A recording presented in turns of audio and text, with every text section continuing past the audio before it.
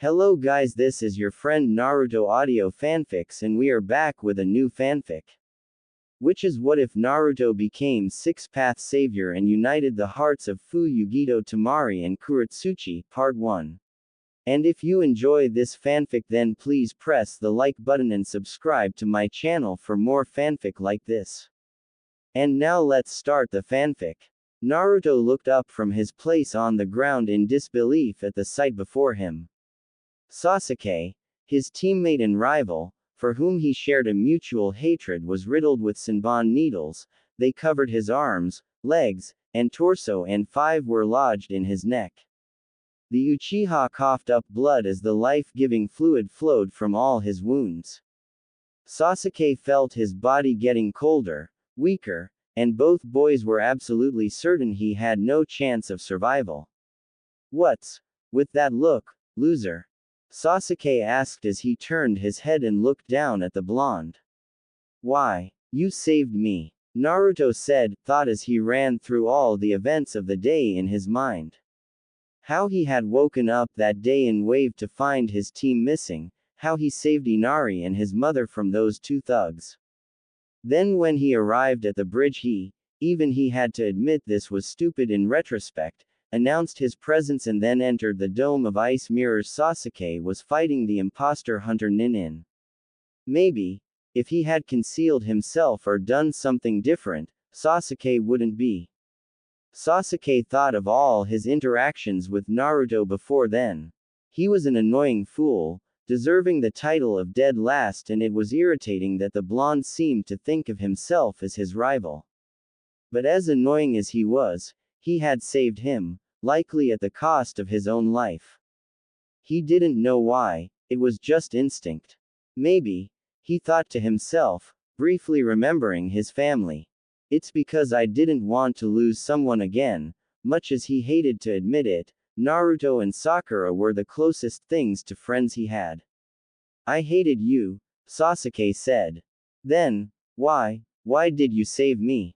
Naruto asked. "I never asked for your help," the blonde yelled, refusing to accept that someone else gave their life for him.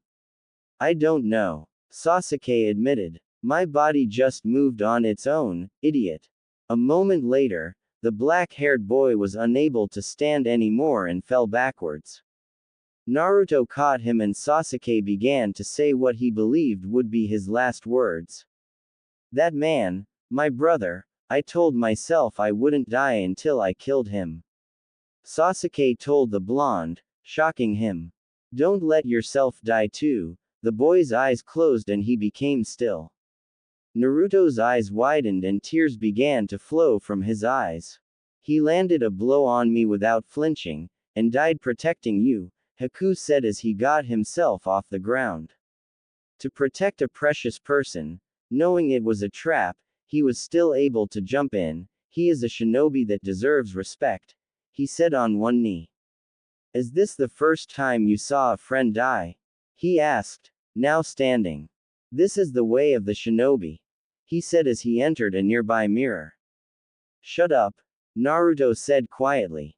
"Sasuke, I hated you too, and yet," Naruto thought as he felt a stinging sensation in his eyes, far more intense than what would normally accompany tears. "I won't forgive you." These were his last thoughts before his mind blanked out. A few moments later Naruto gently laid the seemingly dead genin on the ground, his eyes hidden by shadows. He stood up and remained stationary, displaying no visible emotion. Haku's eyes narrowed behind his mask. The boy's demeanor had changed entirely. "What's wrong? Have you given up?" Haku asked, hoping Naruto would give up. His eyes widened and his jaw dropped behind his mask when the boy raised his head and glared, revealing his eyes. His once blue eyes had turned entirely purple, marked with concentric rings centered on his pupil-like ripples in a pond. "Wah! What? A dojutsu? But I've never heard of one with this description, and as far as I know, Konoha only has the Sharingan and Byakugan." The now purple-eyed blonde stared at him, his face emotionless and his eyes deathly cold. Kakashi and Zabuza continued their own battle. Despite his words that he believed in his students, which were largely true, the copy ninja couldn't deny that he was worried. The two were fresh out of the academy, and while they both had a lot of raw talent, the imposter hunter ninja had obviously received training for many years from a ninja of the same caliber as him, and he knew little of the boy's bloodline. Even if Sasuke awakened his own bloodline, it would be at its lowest level and at best allow him to follow his opponent's movements. These thoughts in mind, he decided it was time to put his plan into action. He quickly pulled out a scroll, flipped it into the air, ran one of his thumbs across a wound on his chest, and in one fluid motion, unrolled the scroll and ran his bloody thumb across it. "Zabuza, can you hear me? Neither of us has time to waste," Kakashi said as he whipped the scroll around him. "This might not suit your style, but let's end the fun." The Sharingan wielder threw the scroll into the air, caught it and made hand sign. "And finish this now. HMPH. Sounds interesting, show me what you can do, Kakashi," Zabuza said, his voice echoing from every direction in the mist. Meanwhile, in the dome of ice mirrors, the now purple-eyed boy glared at Haku. "You've become cold and focused, you have the look of a true shinobi in your eyes," Haku said. He waited but received no response. "Are you going to try to avenge him? I do not wish to harm you anymore." Again, he received no response. He raised his defenses when he saw the boy tense. "Here he comes," Haku thought. His eyes narrowed as the boy charged forward, moving with greater speed than before. Haku leapt from the mirror, moving at speeds invisible to the eye and throwing his several needles as he moved forward. He was shocked when the blonde vanished from sight, the needles flying harmlessly through the air where he had been a moment before. Suddenly, his eyes bulged as he found the wind knocked out of him. Naruto, his face still displaying no emotion, punched Haku in the stomach, sending the androgynous teen flying through the air. He landed on in a crouch and promptly jumped out of the way when the blonde appeared above him and attempted to grab him by the head. "What is this?" Haku thought in shock. He's entirely different from before. Haku placed his arms in a cross formation, Senbon appearing between his fingers, and began rapidly throwing a hail of the needles at the blonde.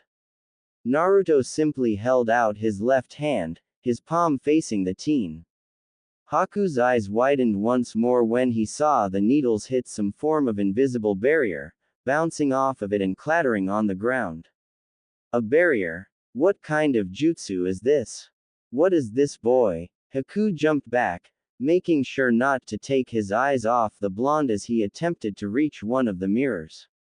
Suddenly, he found himself being pulled on by an irresistible force and propelled through the air towards the blonde, barely able to move. "Impossible." The blonde pulled back his right hand, balled it into a fist and punched Haku in the face as he approached, the force of the impact creating a deep crack in the mask. He was sent flying into the air, cracking one of his mirrors upon collision.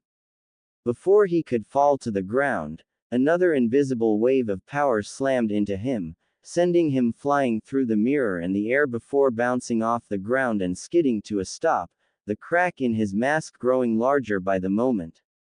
As he began to stand, the dome of ice mirrors shattered, falling to the ground in countless pieces.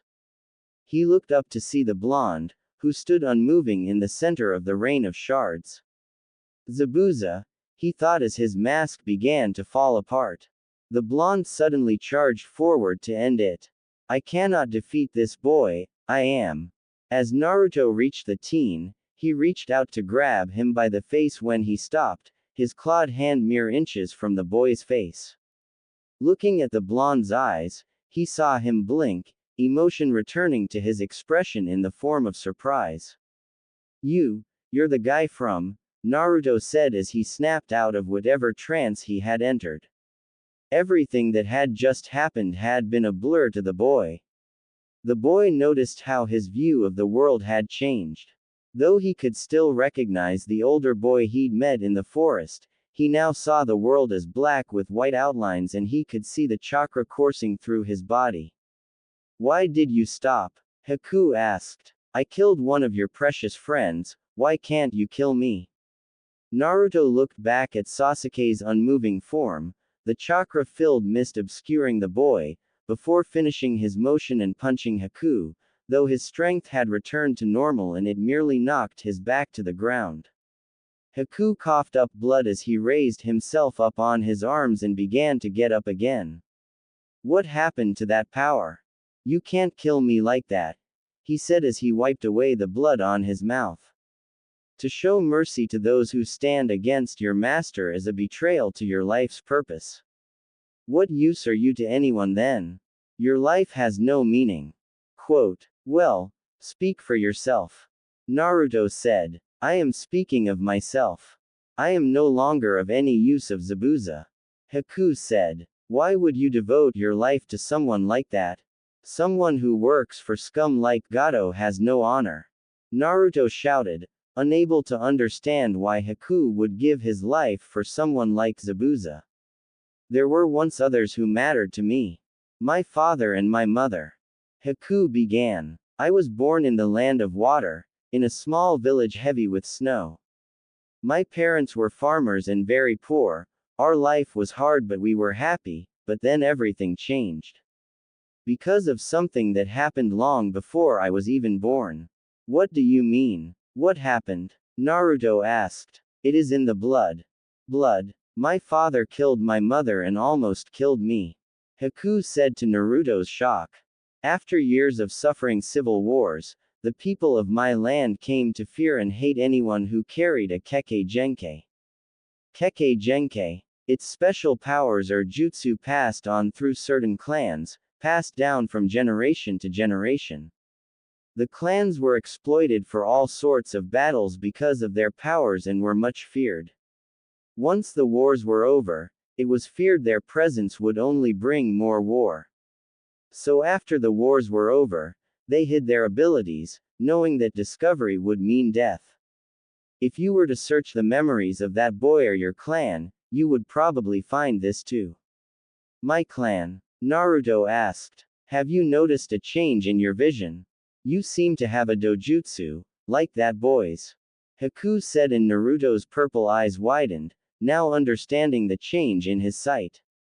Haku then went on to explain how his mother had hidden her bloodline and married a farmer, but because of him they were discovered. His father then killed his mother, before he instinctually defended himself, killing his father and those who were helping him in the process. How he had lost his purpose and that no one wanted his. That Zabuza was the first to acknowledge him. I'm no longer useful as a tool to Zabuza. Naruto, I want you to kill me. Kakashi made hand signs and slammed the scroll he was holding into the ground. Ninja art. Summoning. Earth style. Fang pursuit jutsu. Kakashi called out and the kanji in the scroll took on a life of its own and traveled into the ground. HMPH, whatever you do, it's useless. You can't find me, but I can find you. Zabuza said with his eyes closed. Kakashi, you are completely in my hands. Zabuza said before a rumbling sound caught his attention. Suddenly a dog ripped itself out of the ground and bit at his left foot, which he lifted out of the way, but another came up and bit into his right foot. Suddenly, all of Kakashi's remaining ninja hounds erupt from the ground and bit into him, completely immobilizing him. I realized if I couldn't see you, I'd have to smell you. My ninja hounds can follow a scent anywhere. I let you through my guard. I wanted you to cut me so the scent of my blood could lead them to you. Ah, the mist is clearing. Know what I see? Your death. Do you intend to talk me to death? Zabuza growled. In a way, yes. With a single command, my ninja hounds will tear you apart. See where your ambitions got you. After your assassination of the Mizukage coup failed, you were forced to flee with your remaining followers and became a missing nin. You needed money to strike back and hide from the hunter nin, that's why you're working for Gato. Kakashi said, Alright Zabuza, now, I'll show you my own jutsu. Kakashi made 3 hand signs, held up his right hand and grabbed his wrist. Lightning and chakra gathered in his palm. Reikiri. His chakra's so strong it's visible. Zabuza thought in awe of the jutsu. I won't let you kill Tazuna. He is the symbol of courage in this land. This bridge is the hope of this land. Your ambitions will sacrifice countless lives. That isn't the way of the shinobi. Who cares? These useless people and their petty dreams. I have dreams of my own. But to have a dream you need to have a future, and yours is all used up. Haku stood before Naruto, waiting for the boy to deliver the final blow. Go on. Kill me, why do you hesitate? Haku said, his voice devoid of emotion. Naruto shook his head in frustration, clenching his fists as he tried to comprehend why Haku wanted this. How can you care about someone who uses you like a tool? Because he gave me a purpose and a reason to live. Naruto, for both of our sakes, do it. There's no other way. No. Haku said with a smile. Reluctantly, Naruto drew a kunai. He paused for a moment, thinking about what he was about to do. I feel like, if we had met differently, we could have been friends. Naruto said as he closed his eyes before he drew a kunai and charged forward. At that moment, Kakashi charged at Zabuza, intent on ending it. Haku sensed his master was in danger.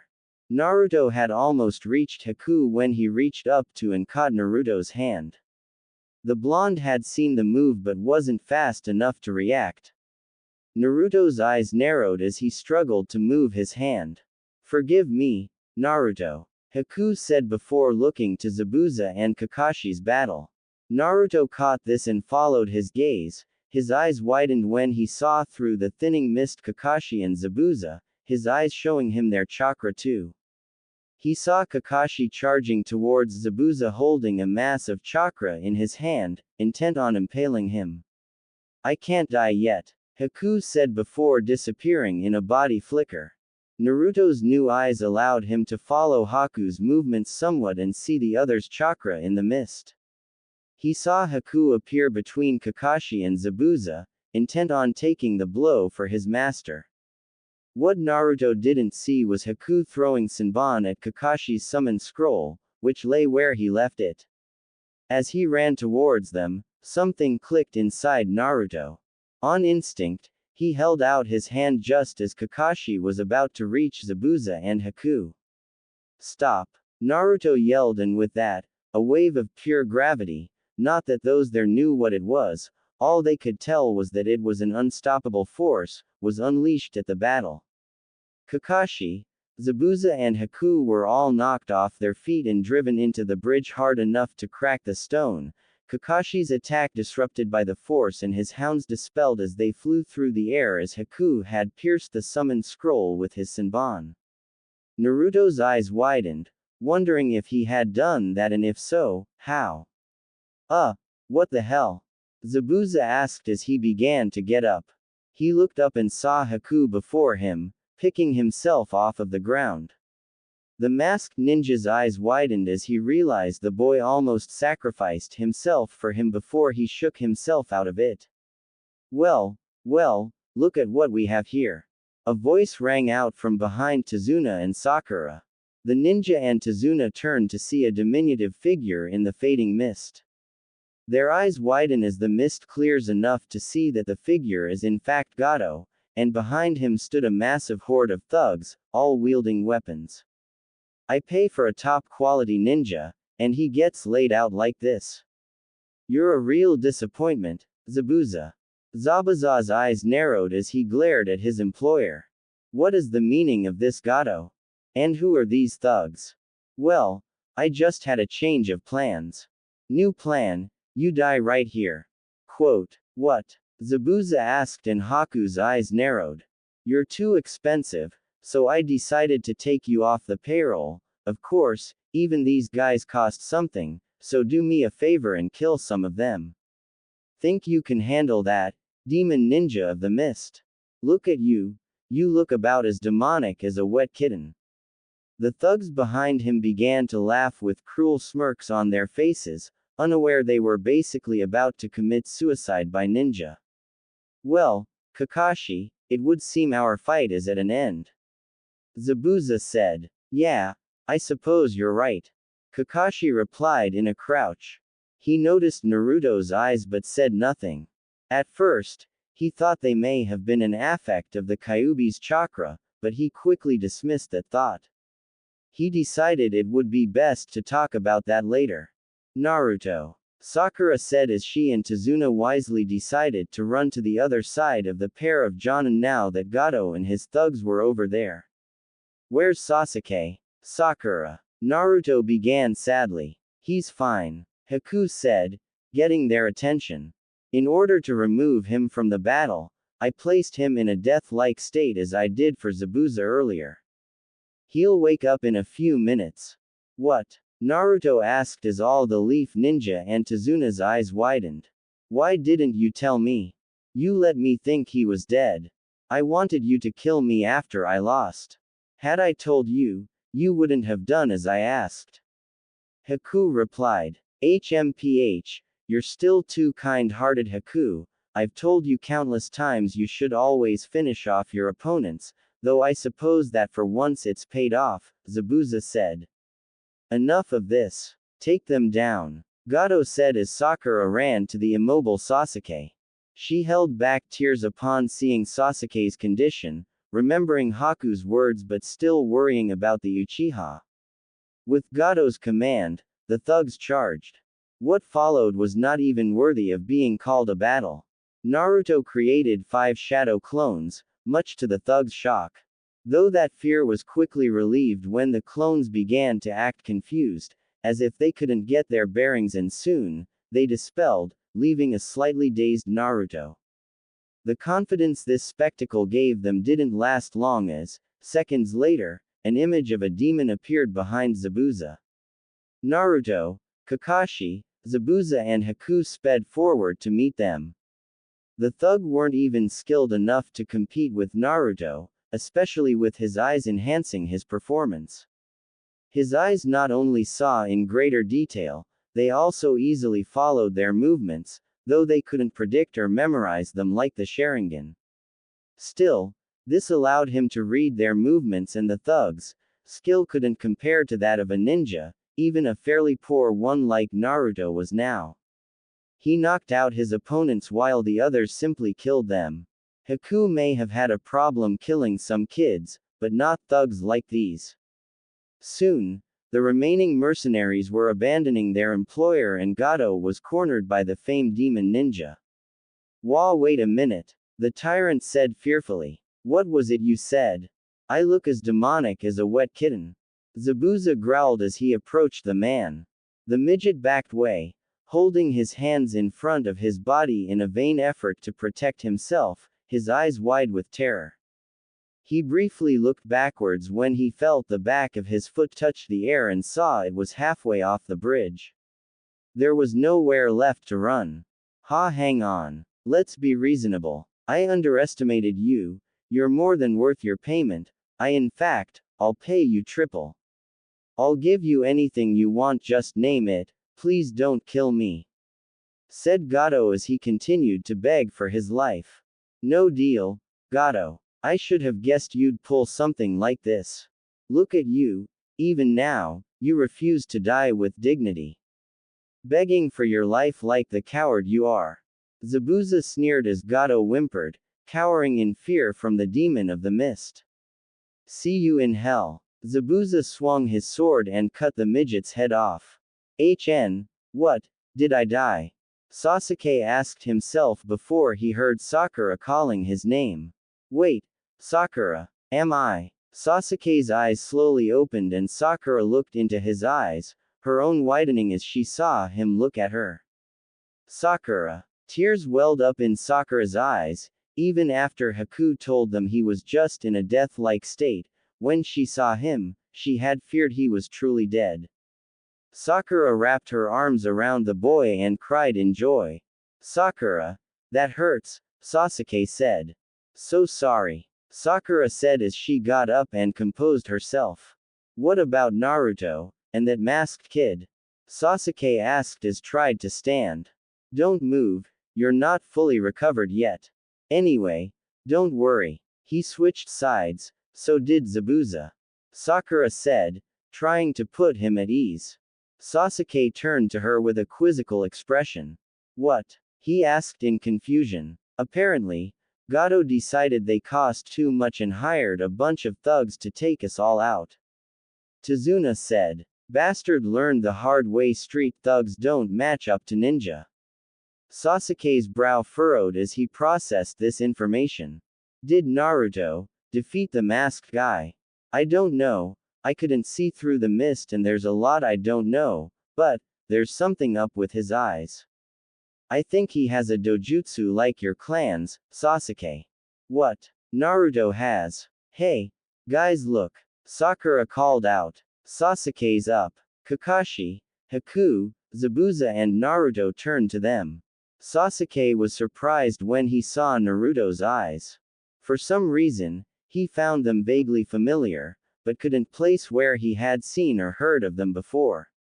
Hey guys! A voice called out. They all turned to see Inari standing there with all the villagers. This is, Tazuna began in shock. Pride welling up inside him at seeing his entire village had been inspired to stand up to Gato. Sorry, looks like we were a little late. Inari said. Don't worry about it, it was nothing we couldn't handle. Naruto replied. What shall we do now, Zabuza? Haku asked his master. Zabuza crossed his arms, considering his options.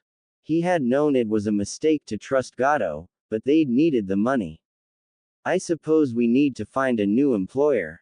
The two of you are welcome to stay at our place for a few days. Tazuna said. After we tried to kill you. Zabuza raised a non-existent eyebrow. Well, you seem pretty down on your luck, and you did take out Gato. Tazuna replied. Well, since I'm not really in a condition to go anywhere tonight, I suppose we'll take you up on that. Don't regret this later. Naruto. Kakashi said, getting his students' attention. They were too far away from their teammates for them to hear what they were saying. What exactly happened in that dome? Naruto explained what had happened during the fight with Haku. So, you just blacked out and when you came to, Haku had already been beaten and had given up. Yeah, everything between when it looked like Sasuke died and Haku's mask breaking was a blur. Naruto said, his brow furrowed as he tried to recall what had happened. I see, Kakashi said. He fought and defeated Haku without being conscious, fighting purely on instinct. Was it the Kyuubi? No. We all would have felt its chakra and its power wouldn't have simply receded like this. The only other explanation would be that he was overcome by the genetic memory of this bloodline is unlocked. But, I've never heard of such a thing happening before, or at least not in the Uchiha or Hyuga clans. And where did it come from? Neither Sensei nor Kushina had a dojutsu, or a bloodline for that matter, unless you count the Uzumaki's longevity. Do you know what they are, Kakashi-sensei? What do they look like, anyway? They're purple with 4 rings centered on your pupil. And no, I don't recognize this dojutsu. Seriously. That sounds pretty freaky, though I guess it's cooler than those Sharingan eyes. Naruto grinned. Though it does make everything look kind of weird. I'm seeing everything is black with white outlines, and I think I can see your chakra. Does the Sharingan make everything look like this, sensei? He said, looking around before raising his hand and staring at it. No, though I can see traces of chakra. Naruto, you should know dojutsu are coveted by the villages, it would be bad if word got out about those eyes. What's to worry about? I'm sure we can handle it. Naruto said confidently. Yes, well, just in case, deactivate those eyes for now. I'd like to keep this under wraps. Naruto looked at the copy ninja curiously. Okay, how do I do that? You should be channeling chakra into your eyes to keep them activated. Really? Doesn't feel like I'm using any chakra. Try to cut the flow of chakra to you eyes anyway, just humor me. Naruto closed his eyes and tried to do as he was told. He closed his eyes and focused on cutting the flow of chakra to his eyes. When he opened them, he saw his vision was back to normal. He looked at his hands, seeing them in normal color and without chakra once more before speaking. Alright, back to normal. The blonde said with a grin. Kakashi deadpanned at him. Actually, they still look the same. What? Really? But everything looks normal again. Naruto asked in shock. Kakashi sighed. With a sigh, the Sharingan wielder stated. I get the feeling that's the best we're going to get. He then turned and began walking towards the others, gesturing for the blonde to follow. Come on, we'll have to figure out something later. After the celebrations were over, the shinobi all stayed at Tazuna's house. Zabuza was standing outside the building, looking up at the sky deep in thought.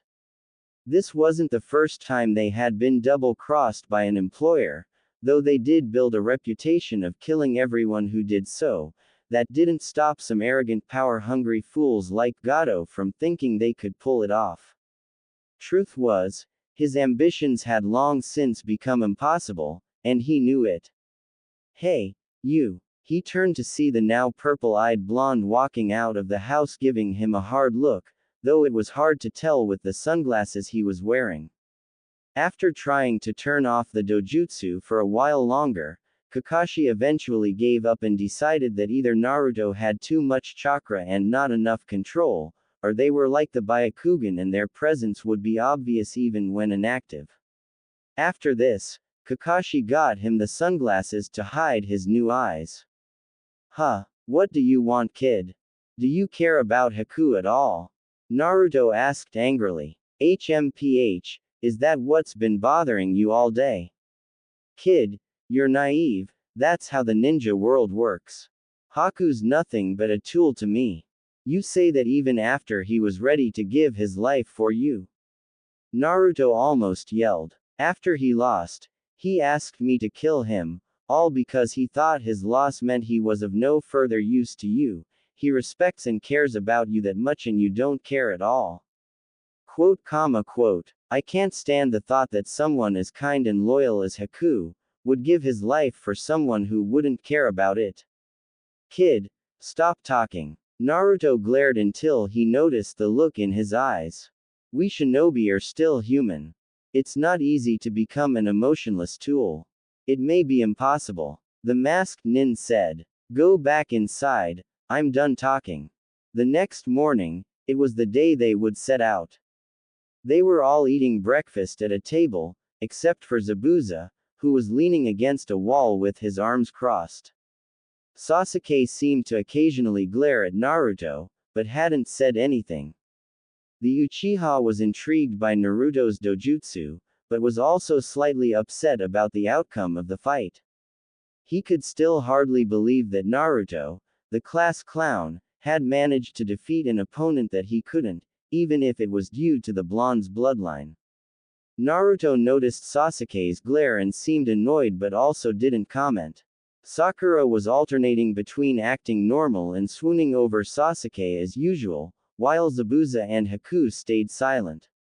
Hey, Zabuza. Naruto spoke up. What is it? The missing ninja asked, glancing at the blonde. Why'd you betray your village anyway? Were you really just that greedy, or was it something else? If you must know, I was trying to save my country. Zabuza said with a glare. He decided to indulge the brat due to the epiphany he helped him to the other night, but he really didn't like talking about this subject. You tried to save your village by taking it over, that seems like twisted logic, Zabuza. Kakashi replied, not believing it. Have you ever heard of the bloodline purges, Kakashi? This caused his eye to widen in realization while Sasuke's and Sakura's widened in shock. Naruto had heard of this already from Haku. Wait, bloodline purges. What's he talking about, Kakashi-sensei? Sakura asked. Kakashi paused a moment before answering. Kiri has a long history of civil wars. Because of the power they possess, those who hold Kekkei Genkai like Haku's ice techniques, the Sharingan or Naruto's dojutsu were used as living weapons, to a far greater degree than other ninja, to destroy their enemies and inspire fear.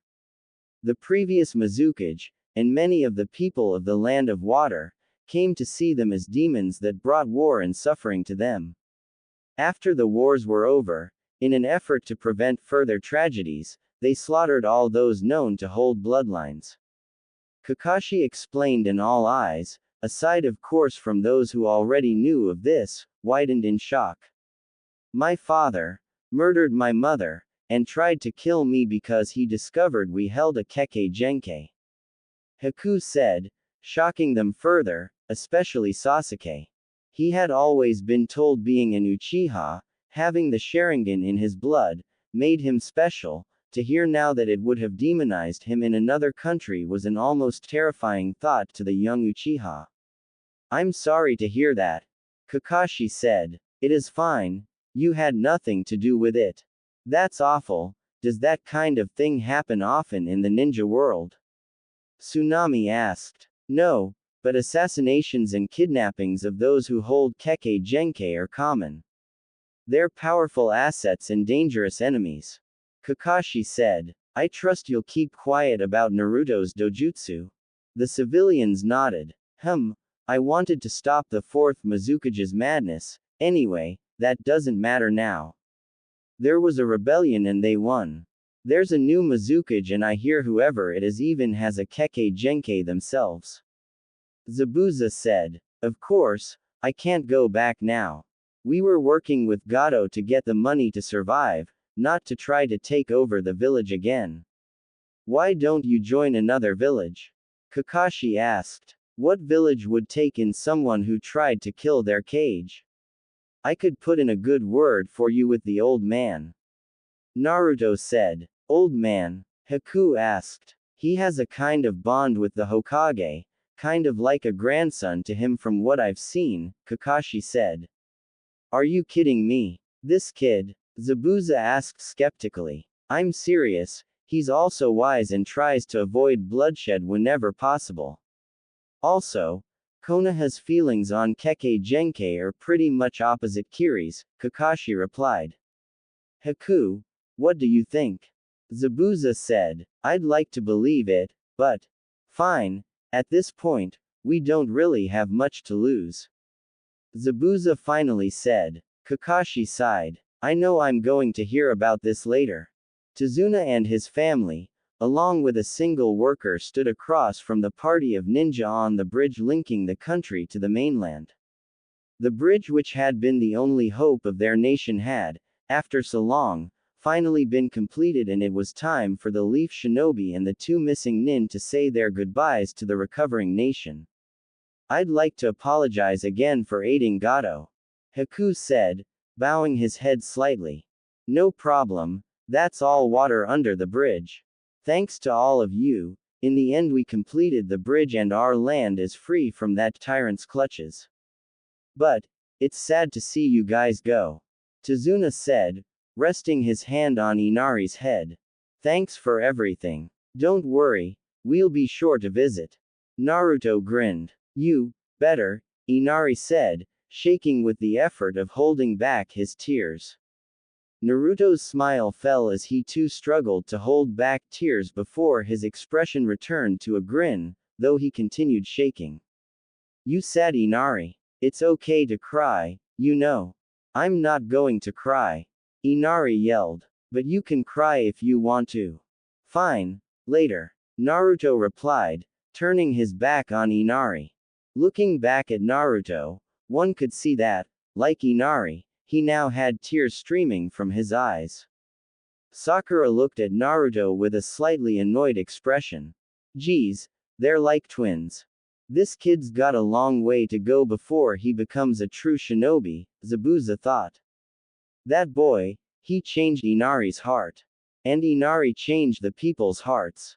That boy brought courage back to this nation. the bridge builder said as he watched the ninjas' retreating figures. Oh, yeah, we need to name this bridge, don't we? The worker asked. Well, I have a perfect name for it. Oh, what is it? Tsunami asked her father. How about the Great Naruto Bridge? Tazuna replied. The smiles from the others told him they agreed. That night, Team 7, Zabuza and Haku rested at a small camp, sitting around a campfire. What's Konoha like? Haku asked, glancing around the campfire. You said they see Kekkei Genkei as valuable. That's right, the philosophy is that every true Konoha shinobi must love, believe, cherish and fight for the village's sake, as many previous generations had done before them. Bloodlines are seen as a valuable tool for the shinobi possessing them that allow them to better protect the village, and as such are seen in a more positive light than in Kiri, where it's believed they exist solely to wage wars. Kakashi explained. I see, I must admit, I'm looking forward to seeing this. Haku said. I still find it hard to believe that your Hokage will give us a chance just like that. Zabuza spoke. Don't worry about it. You'll see, the old man's sure to help you guys. Naruto assured them confidently. Naruto. Sasuke's voice was heard the first time since they left Wave. It surprised Team 7 even more, since Sasuke rarely spoke to the blonde, out of all people. Huh? What do you want, Sasuke? Naruto turned to his teammate. Sasuke seemed to be more condescending to him than usual. Naruto was unaware of the reason behind it. Sasuke believed Naruto was becoming stronger than him. Part of him found it unacceptable while the other side refused to acknowledge the possibility. How did you beat Haku? Sasuke asked. Naruto stared into the campfire, trying once again to recall the events of the battle in vain. After a moment, the blonde replied. I don't know. Sasuke's eyes narrowed and Sakura's raised an eyebrow at the blonde.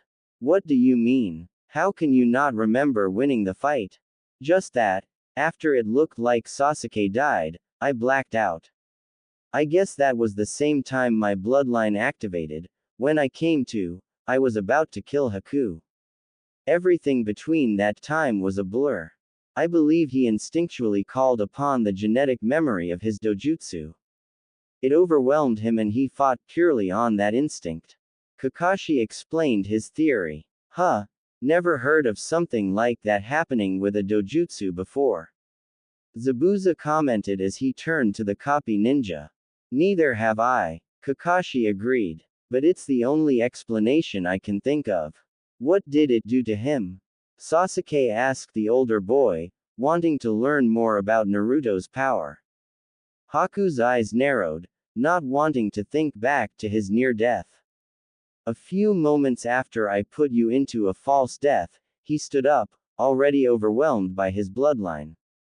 He was suddenly able to keep up with me, most likely by channeling chakra into his legs, though I don't think that alone could account for the difference in speed.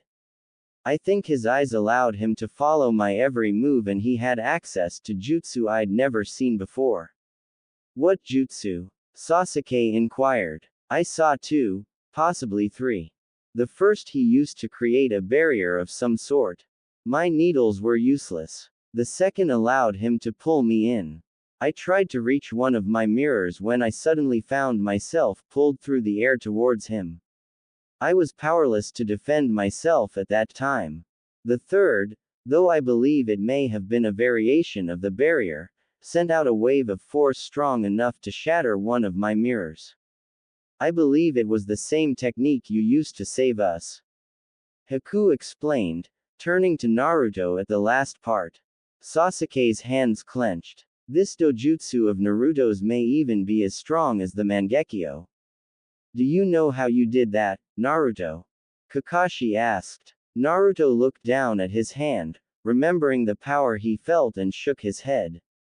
No. Well, I must admit, I'm curious about this bloodline of yours. Kakashi mused. Perhaps Lord Hokage will know more about it. At their position guarding the gate of Konoha, Kotetsu sighed as he looked out to the empty road. It was another lazy day for the two Chunin who usually guarded the gates. Though Izumo was perfectly content with this, Kotetsu was a little irritated at the monotony of guarding a gate day in and day out and was considering suggesting they take a mission for a change. Looks like another boring day on guard duty. Kotetsu said. You shouldn't complain about it. The pay's good and there's no real risk. Besides, would you rather we be under attack or something? Izumo replied. I guess you're right. Still, I wish something interesting would happen for a change. Minutes later, Team 7 along with Zabuza and Haku approached Konoha. As the group was walking towards the gate, the guards at first moved to greet them, but stopped when they saw Zabuza and instead stared in stunned silence of the infamous demon ninja of the mist. Hey, guys, what's up with you? Naruto looked at them with raised brows. These were two people he knew fairly that didn't see him as a demon. You guys know who that is behind you, right?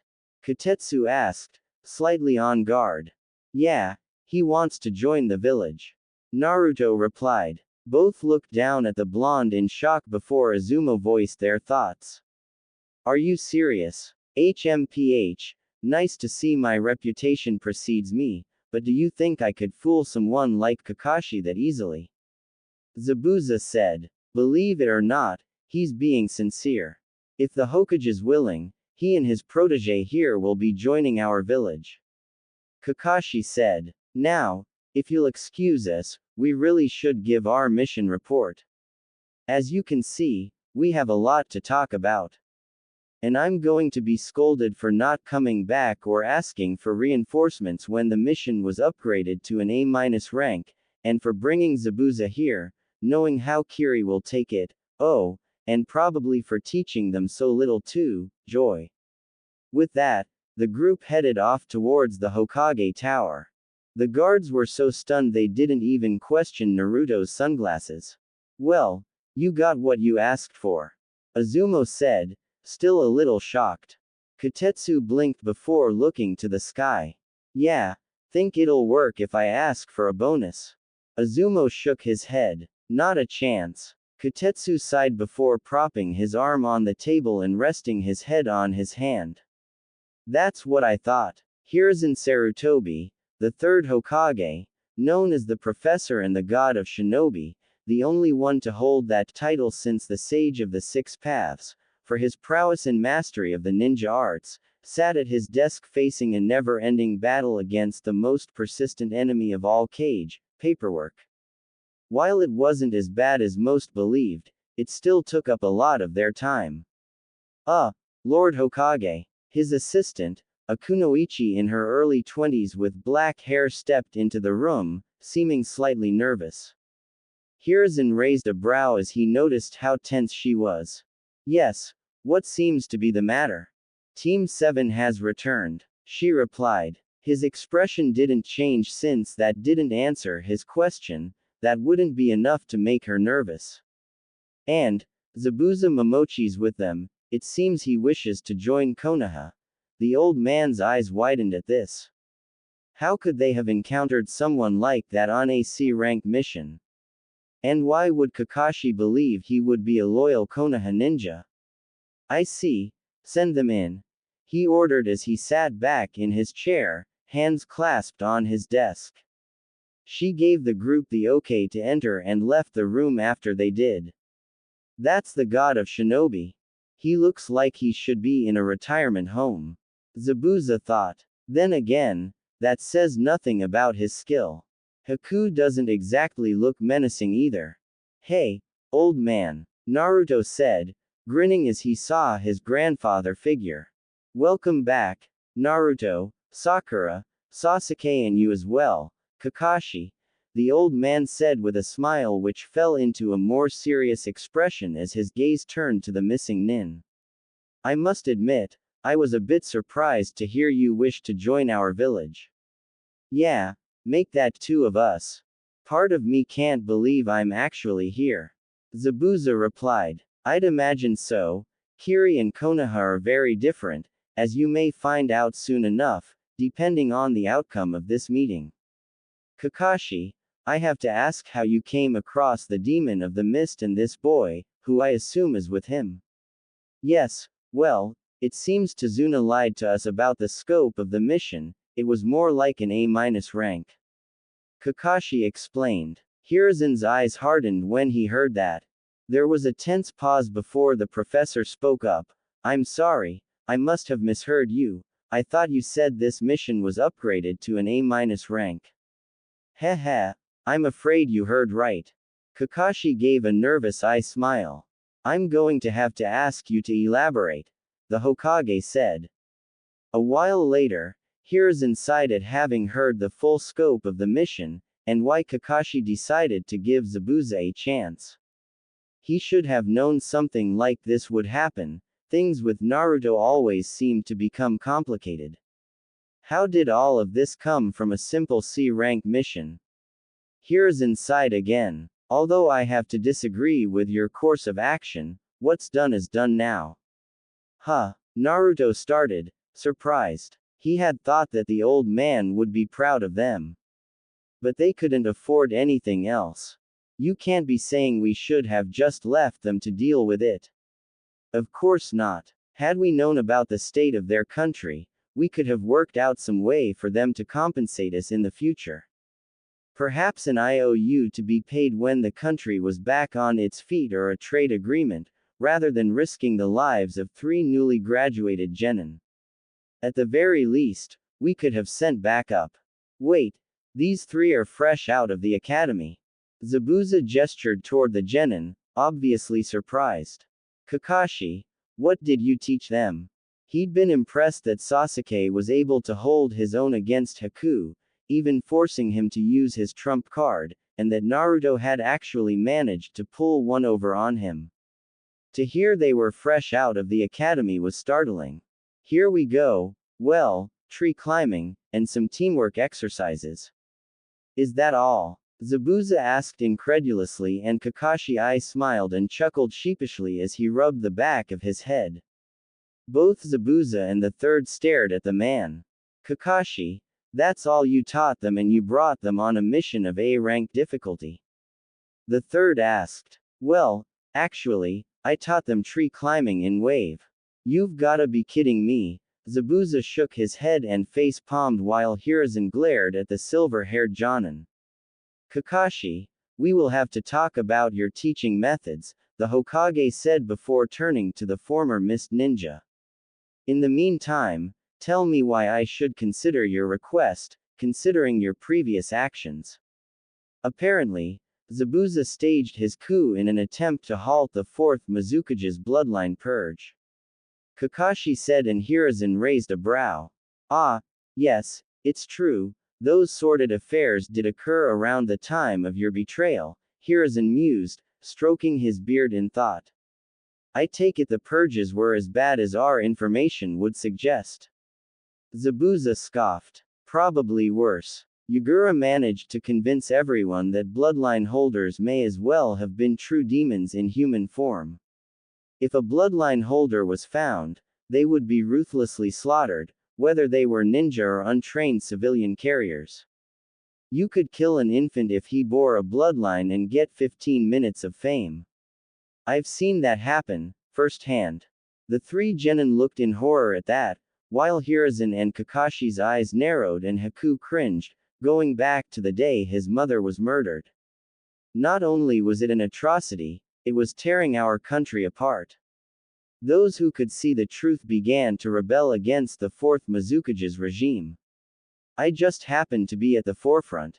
Haku stepped forward. As you have been told, I bear the ice element Kekkei Genkei and am quite possibly the last of the Yuki clan.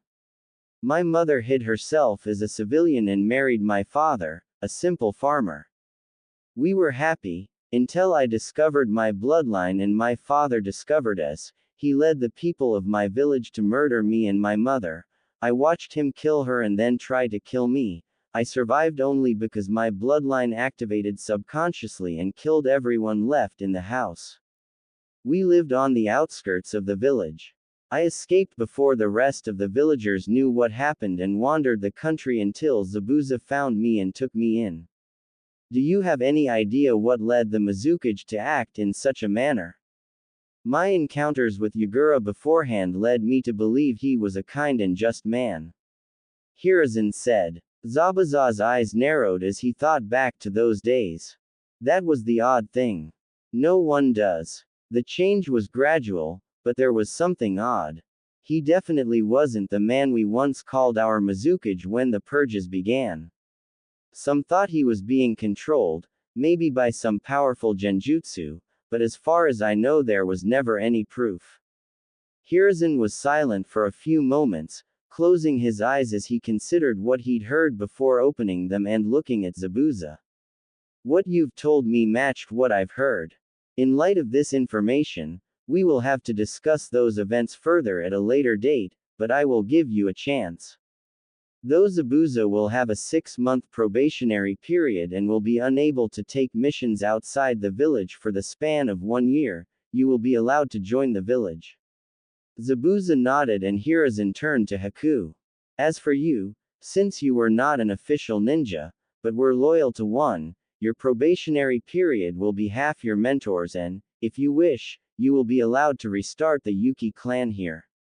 Thank you, Lord Hokage. Haku bowed. We will have to gauge your skills later to see exactly what rank you will receive. Hiruzen said to the androgynous teen who nodded. Were there any other noteworthy events over the course of this mission? Yes, Sasuke activated the Sharingan during the mission, but Naruto also unlocked a dojutsu I can't identify. Kakashi said and the third blinked. I see, that's a surprise. I assume that's why you're wearing those sunglasses. The Hokage responded and Naruto nodded. Well, let's see it. Naruto removed his sunglasses and opened his eyes, revealing the purple, ringed dojutsu to the Hokage. Hiruzen gasped, his eyes wide as he stood up in disbelief at the sight before him. I don't believe it. What is it? You know what they are? Sakura asked. Yes. The Rinnegan. The Hokage replied, surprising everyone present, aside Naruto who had never heard of that. The same eyes as the sage, are you sure, old man? Zabuza asked. I'm sure. Hiruzen nodded as he sat behind his desk again. Naruto looked slightly confused. Wait, what's so special about my eyes? He asked, not understanding why they were such a big deal. And who's this sage? The sage of the 6 paths. He was the first, and supposedly, most powerful shinobi who ever lived. He created the ninja arts and was a bearer of the same dojutsu you have. Kakashi answered. But though I assumed the eyes were real, I believe the man was just a myth. I assure you, he was real, but he lived over 2,000 years ago. There is little known of him now, the third said. Naruto, the Rinnegan is the greatest of the 3 great dojutsu. Certainly one of the most powerful bloodlines in existence. A grin grew across Naruto's face and he pumped his fist. Really? I knew I was awesome, Naruto. Hiruzen interrupted. This is no laughing matter. If word of this reaches the other villages or certain individuals, they will stop at nothing to kill or capture you. That stopped Naruto in his tracks, freezing in place with wide eyes. The fact that you possess those eyes is an S-rank secret. Understood. All the ninja present nodded. Lord Hokage, Naruto can't change his eyes back. Sakura said. Is there some reason why he can't or? Unfortunately, from what I know the Rinnegan is permanently active. Once awakened, there is no way to return the user's eyes to normal. Hiruzen explained. What? You mean my eyes are going to look like this forever? Naruto asked, surprised. I'm afraid so. The old man replied. Lord Hokage, how did you recognize the Rinnegan? Kakashi asked. A student of mine, Jiraiya, trained a Rinnegan user in AIM years ago. He told me about it. That aside, I'm not called the professor for nothing. I know of many legends, and though there are various different accounts on its abilities, its description is constant in all the legends. The third replied, and Naruto looked excited. Wait, if these bloodlines travel through families, then we must be related. Can you contact him for me or? Naruto said, excited about the possibility of meeting family for the first time, only to be cut off when the Hokage shook his head. I'm sorry, Naruto, I was told he died many years ago, before I even knew of him. Hiruzen said sadly, fearful that certain elements in Konoha would find out, such as Danzo. Jiraiya had kept knowledge of his Rinnegan-bearing student to himself until he heard of his death. The blonde's mood immediately dropped. Oh, was all he could say. It tore at the old man's heartstrings to see his surrogate grandson's hopes rise so, only to be dashed by reality. I wasn't told much about the Rinnegan's abilities. I'll ask Jiraiya to return to the village to aid you. According to my information, he was planning on returning around the time of the Chunin exams anyway.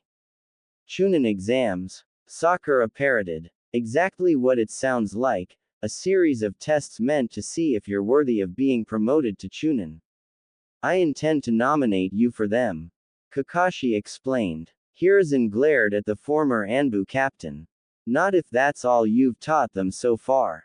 From the fact that they survived this mission, I'm sure they've improved on their own since they graduated, but that alone isn't enough to prepare them. Kakashi cringed slightly at that. Well, at least I have 2 months to make up for that, Kakashi said, ignoring Naruto and Sasuke's scowls for almost costing them the chance to progress. Sakura was significantly less upset. So, who's this Jiraiya anyway? Naruto asked. Kakashi turned to the young Jinchuriki. Lord Jiraiya, along with Lady Tsunade and Orochimaru, are known as the 3 legendary Sannin.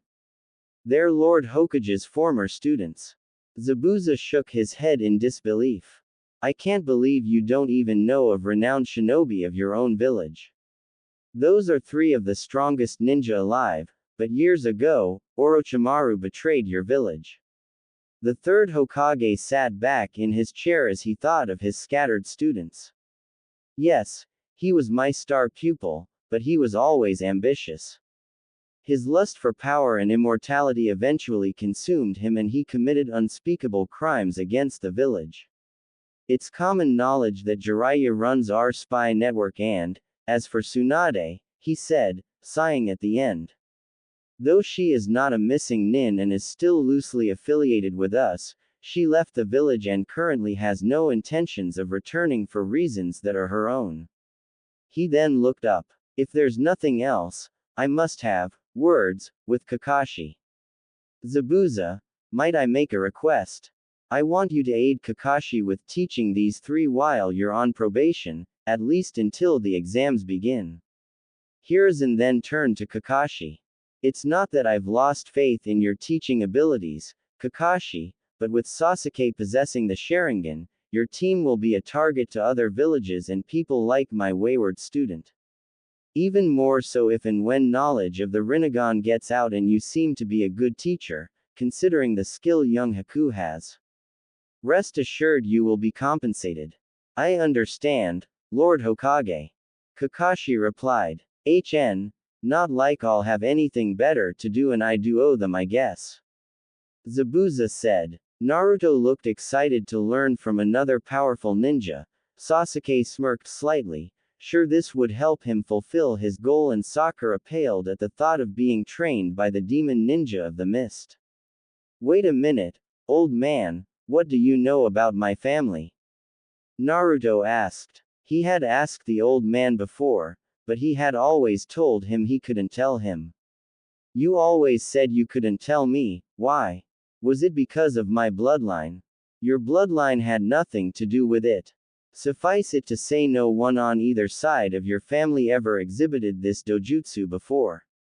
You were never told because your father made many enemies. If word got out you were his son, the same individuals would stop at nothing to kill you for revenge. He said before considering the new developments, specifically Naruto's dojutsu.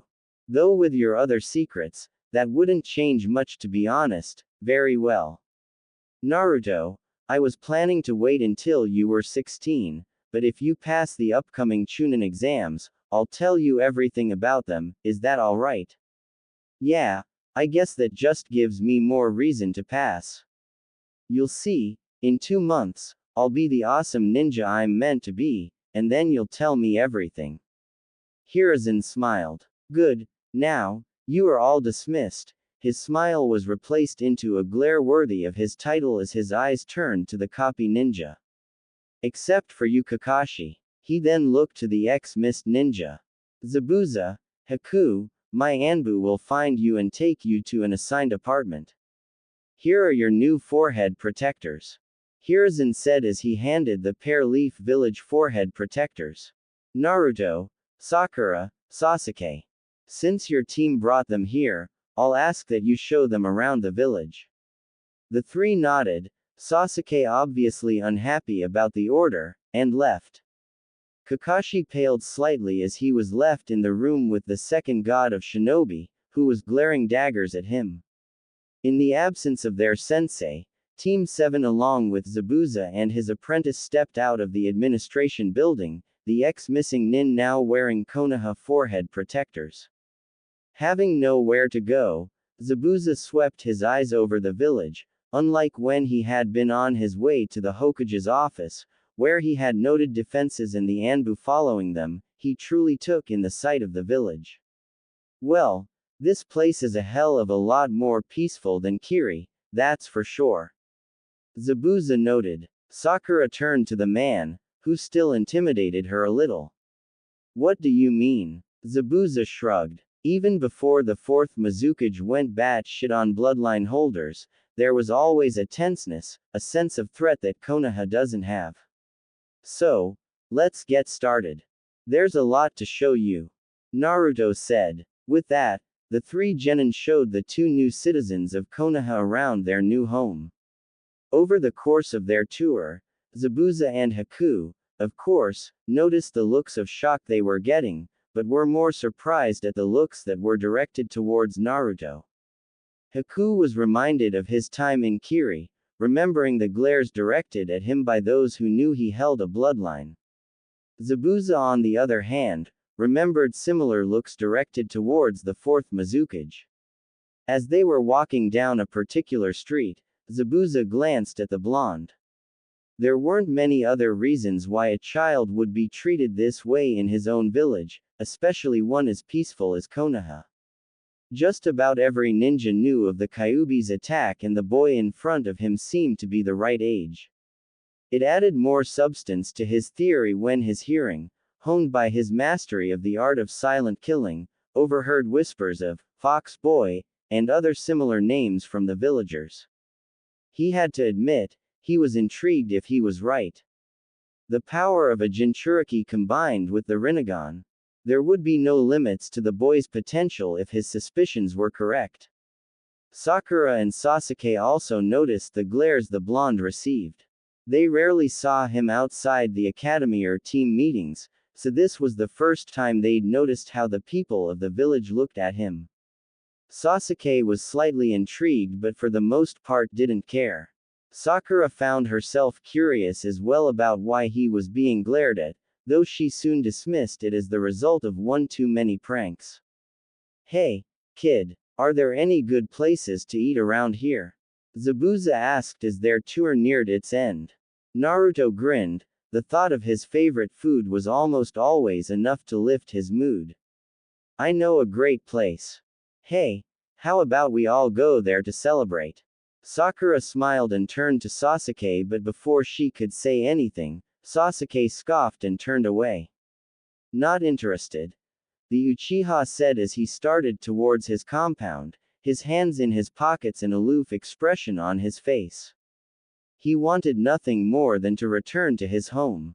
The revelation that the Sharingan wasn't the most powerful dojutsu in the village anymore, he was certain his clan's dojutsu was superior to the Hyuga's Byakugan, and vice versa, let alone that the more powerful dojutsu belonged to the dead last of all people, not to mention the events in Wave, had increased his desire for power tenfold. He was determined not to let Naruto surpass him, Rinnegan or not. Come on, Sasuke, it's my treat. Naruto called out. Sakura turned to the blonde, obviously surprised. You actually want him to come with us? Naruto looked to the ground and narrowed his eyes. It was obvious he didn't particularly want Sasuke to come along. Well, he did take about 100 needles for me. I think I kind of owe him. Naruto replied. Haku looked away nervously at that. Sasuke didn't seem to care. First of all, why should I waste my time? Secondly, if you owed me, I wouldn't squander a favor on something frivolous like this anyway. Naruto glared at Sasuke's retreating figure. Fine then, be that way. He then turned to Sakura hopefully. Sakura, want to come? Well, Sakura began. Hang on a moment. A familiar voice called out. The three genin, Haku and Zabuza turned in the direction of the voice to see Kakashi appear in a body flicker. Kakashi-sensei, Naruto said. Zabuza smirked behind the bandages that masked his face. Hey, old man done chewing you out, Kakashi. The other masked ninja didn't respond to that. Kakashi nonchalantly turned to his fellow masked ninja. Huh, you say something Zabuza. Far away, Guy felt the urge to curse his eternal rival's hip attitude and challenge him once again. Zabuza simply scoffed. Sasuke turned away. Unless you're going to suggest we start training, I'm not interested. Kakashi turned to the last Uchiha in Konoha. Hold on, I've got something I need to say to all of you. Sasuke stood still for a moment before turning around and facing him. Naruto and Sakura were already giving him their attention. Alright, listen up. I know I haven't been serious about teaching you until now. By all accounts, I should have taught you the tree climbing exercise long before our trip to Wave. Lord Hokage made it clear he won't tolerate that kind of negligence on my part anymore and, I'm sorry for neglecting you the way I have. The copy ninja said, pausing for a moment and letting his words sink in. Starting tomorrow, your training will begin in earnest. There won't be much time to devote to team building exercises, but I want you three to work as a more cohesive unit. I think spending more time together, or any time together at all, outside our training would be a good start. He then turned to Sasuke, the look in his eye leaving no room for arguments. So, we will be getting something to eat together, and no Sasuke, this is not negotiable. Sasuke simply scoffed, but returned to the group. Good, now, Kakashi then turned to the Rinnegan bearer, giving him his eye smile. Since Naruto was so kind as to offer, our meal will be on him, so the least we can do is let him decide where we eat. Naruto grumbled and Sakura smiled and playfully stuck her tongue out at him. Zabuza smirked under his mask and even Sasuke grinned slightly at the blonde's misfortune. Zabuza raised an eyebrow. A ramen bar. Naruto had led the group to his favorite eatery, the Ichiraku ramen bar. Kakashi sighed. I should have known, he practically lives off of this stuff. Naruto ran into his favorite eatery with his toothy grin. Hey, old man, how've things been? Naruto. Good to see you. Tsuki smiled at his favorite customer. His daughter, the ramen waitress Ayame joined him, smiling at the return of the blonde, who she considered family. Hey, Naruto, where've you been? Did you just get back from a mission? Yep. Me and my team are showing these guys around the village. Naruto said, gesturing towards the others who were entering the bar behind him. Tsuki looked surprised to see Zabuza. He may not have known who he was, but it was obvious the man was a powerful ninja. That's so. Well, what do you think of our village so far? Zabuza shrugged. Nice place. Though it doesn't have the feel of a ninja village, if you ask me. It's too relaxed around here. Kakashi turned to his fellow Jonin as he entered the bar. Well, that's some of the appeal of our village. Ayame, curiosity overcoming her, had to ask. So, is there any particular reason why you're the ones showing them around? Naruto was first to answer the question, and soon he, along with Sakura and occasional input from Kakashi, Zabuza and Haku, began to explain the details of their mission, leaving out some sensitive topics such as Naruto's eyes, of course, as the stand owners took their orders and brought their food. By the time they were finished with the explanation, 3 of the teens were halfway through their first bowls. Zabuza and Kakashi had somehow finished theirs and replaced their masks quickly enough so that no one could peek, and Naruto was on his 4th. Wow, you're just starting out and you get a mission like that? Ayame asked in shock. It was obvious to anyone, ninja or not, that the team had gotten in over their heads. Yep. Amazing, huh? Our first real mission and we save an entire country. I always said I'd be an awesome ninja. Naruto grinned. Well, congratulations. To celebrate, and to welcome our new citizens, all of your first bowls on the house. Tyuki announced. Haku looked up, slightly surprised by Tyuki's generosity. Really? That's very generous of you. Are you sure that's alright? Tyuki waved off his concerns. Don't worry about it. Like I said, it's my way of welcoming you to the village. Besides, Naruto will more than make up for it. Zabuza glanced at the blonde, who had just started his 5th bowl with no less enthusiasm than his first. Yeah, and then some. You weren't kidding about him living off of this stuff, I see. Hey, Kakashi. Sasuke spoke up for the first time since they got there. What are the Chunin exams like? Well, Kakashi began, his students looking at him anxiously. I can't say. What? Oh, come on, Kakashi-sensei. Naruto complained. Kakashi chuckled and I smiled at the blonde. It wouldn't be very fair if I told you, now would it? Naruto turned to Haku. I take it you never took one of the exams, did you? The older teen replied that he hadn't, and the blonde turned to the demon of the mist. Well, what about you then, Zabuza? Any info on what we'll be up against? Even if I wanted to tell you, kid, I wouldn't know. The exams are always different and vary depending on which village it's held in. Zabuza replied. I guess it's to be expected they're not the same every time, noted Sakura, slightly disappointed. Though she wasn't particularly enthusiastic about it, if her teammates, especially Sasuke, wanted to go through with it, so would she.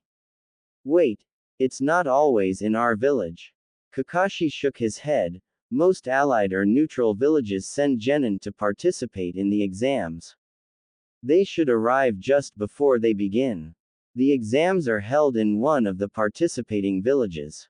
You're in luck, it's our village's turn this time around. Why are we taking our exams with foreign ninja? Sakura asked. That'll be explained during the exam. Kakashi replied. How are exams in the same villages different?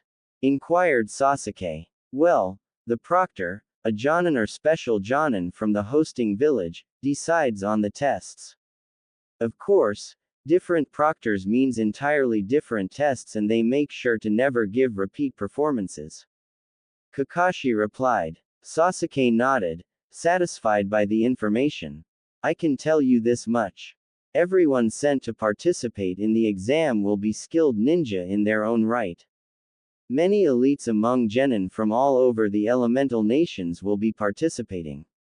It won't be easy for you. Sakura looked a little nervous while Naruto looked excited, as did Sasuke, though one could only barely tell. Fortunately, I intend to make sure you 3 are ready when the time comes. That night, Sasuke walked into the secret area in the Naka Shrine, his clan's secret meeting place. He had to admit, he was a little anxious to do this, to see the secrets of his deceased clan. Itachi had instructed him to discover those secrets on that terrible night all those years ago, but he'd been unable to. It hadn't taken him long to figure out the Sharingan was necessary to decipher what was written there.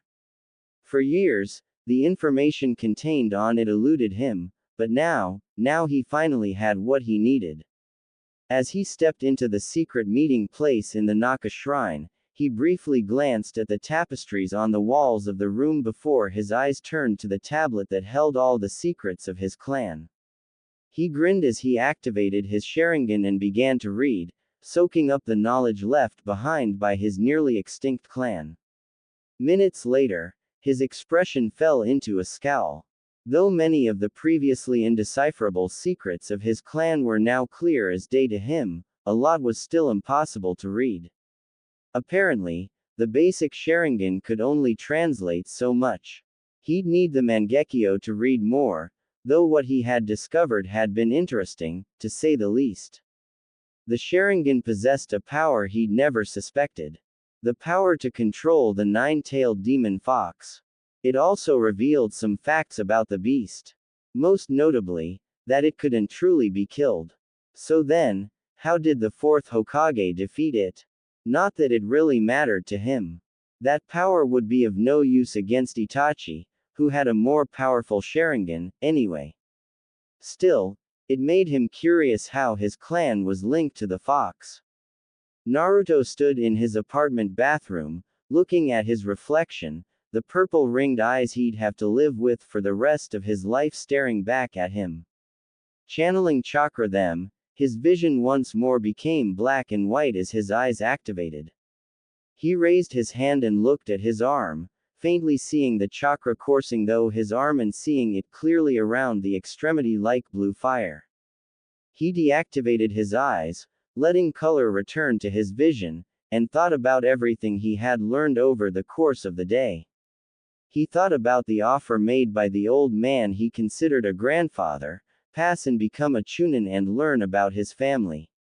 As he thought about that, his mind flashed back to the academy, his constant losses and his and Sasuke's battle with Haku, and he grimaced. Alone, he allowed his mask of confidence fall as he recalled his failures and how completely outclassed he was by Haku. He couldn't afford to risk screwing this up. One of the things he had always wanted to know, the truth about the family he never had, was at stake. Starting tomorrow, he would take being a ninja seriously. If he let this chance pass him by, he'd never forgive himself. Zabuza and Haku stepped into the apartment they had been assigned after finishing the first of several interviews they would have with the Hokage, which would end in full mental and physical evaluations. They would be allowed to keep some things to themselves, but they would have to reveal several secrets of their homeland and basically everything about their time wandering the nations, but this was to be expected. The two ex-missing ninja inspected the home with a critical eye as the Anbu who had shown them to it departed. It was a decent two-bedroom apartment. Well, it's better than sleeping in the woods, that's for sure. Zabuza noted and Haku nodded.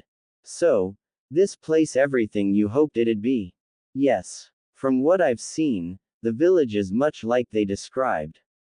Haku answered. Yeah, from what I've seen, you should feel right at home. This place fits your ideals. Zabuza replied. It was a bit too peaceful for him, but he'd adjust. It was better than wandering from place to place with no real future. Although, Haku began and Zabuza glanced at him. The way they looked at Naruto, it reminded me of the glares I received that day. Zabuza knew he was referring to the day his parents died. This land is much more peaceful than our homeland, and its people seem welcoming. Why would they treat the boy in such a way? I have a hunch. Zabuza replied. It's become common knowledge for those around at the time that around 12 years ago, the nine-tailed demon fox attacked this village. It could be that he's the same as Yagura. Haku's eyes widened in shock. Well, either that or his old man did something he's being blamed for. Either way, if it matters, we'll find out soon enough. You have a point. Though, it's depressing to think such prejudice exists, even in a village like this one. Zabuza didn't respond as he continued inspecting the apartment. The next day, the three genin of Team 7, Zabuza and Haku, all stood around the posts of the third training ground. Zabuza leaned against a tree with his arms crossed, his eyes narrowed in annoyance.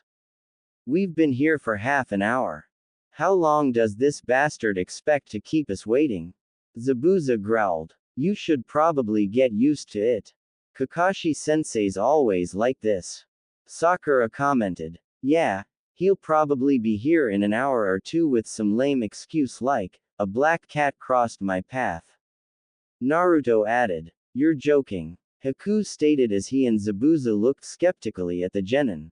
Sasuke scoffed. If only. Between this and his antics, I had a hard time believing the guy was a jonin until I saw him fight.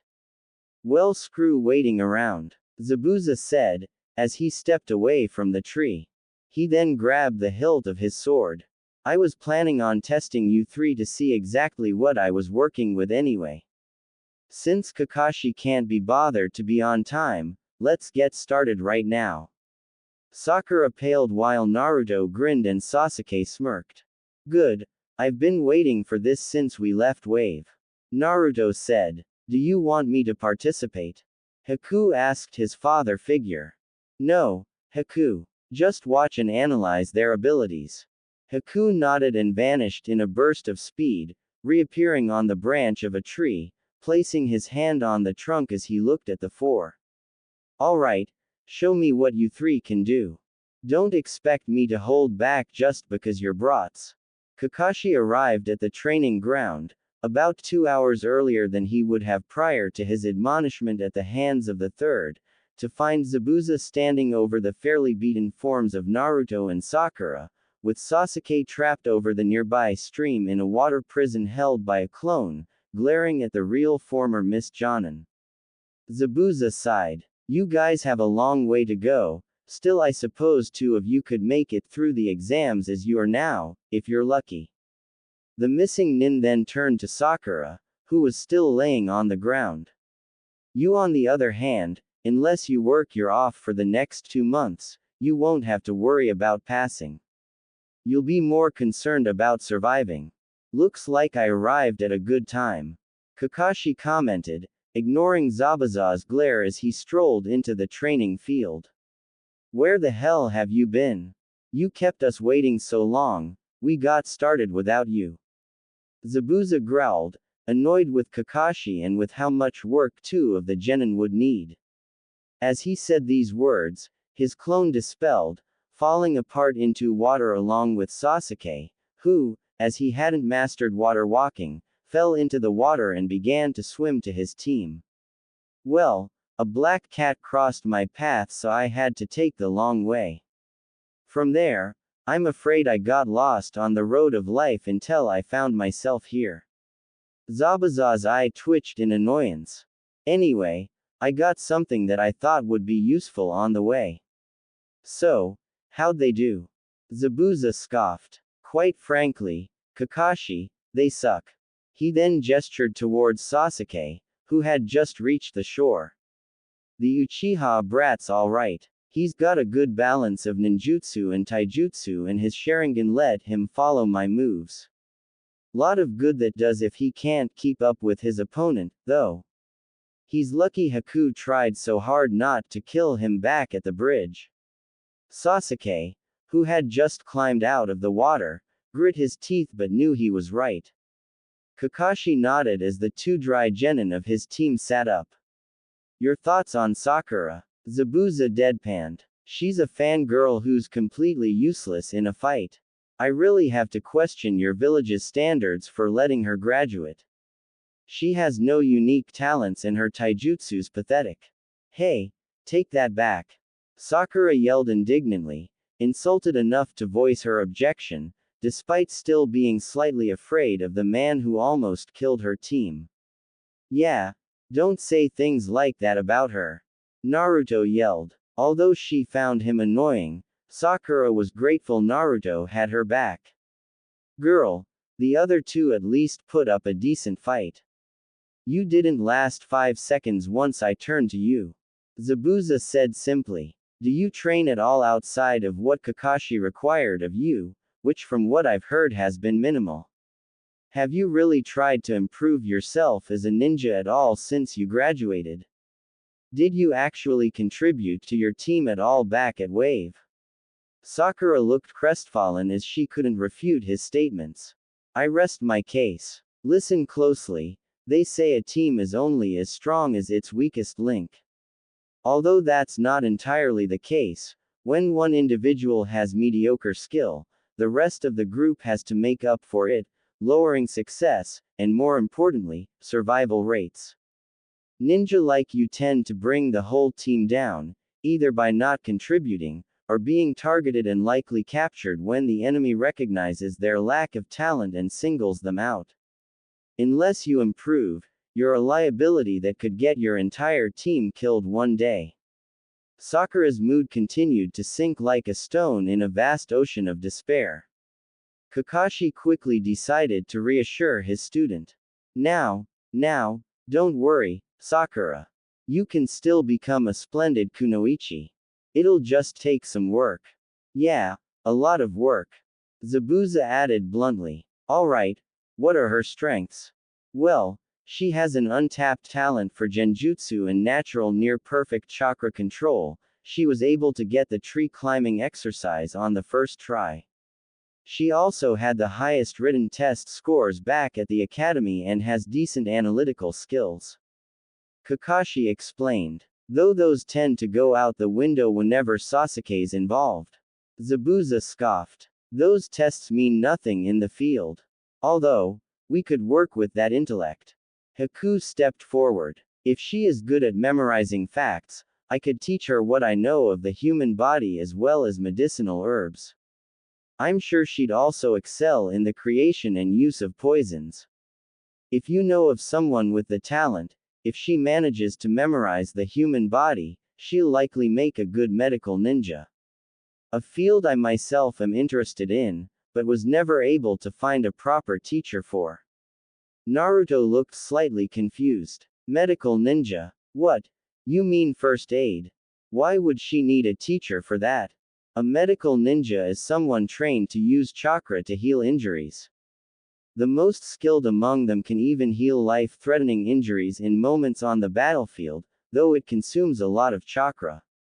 Kakashi explained. I was also thinking she could make a good medical ninja. She reminds me a lot of one I knew.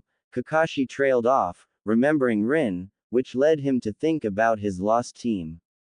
His years as a shinobi and natural aloofness allowed him to perfectly mask his sense of melancholy that came with them. Wow, that sounds awesome.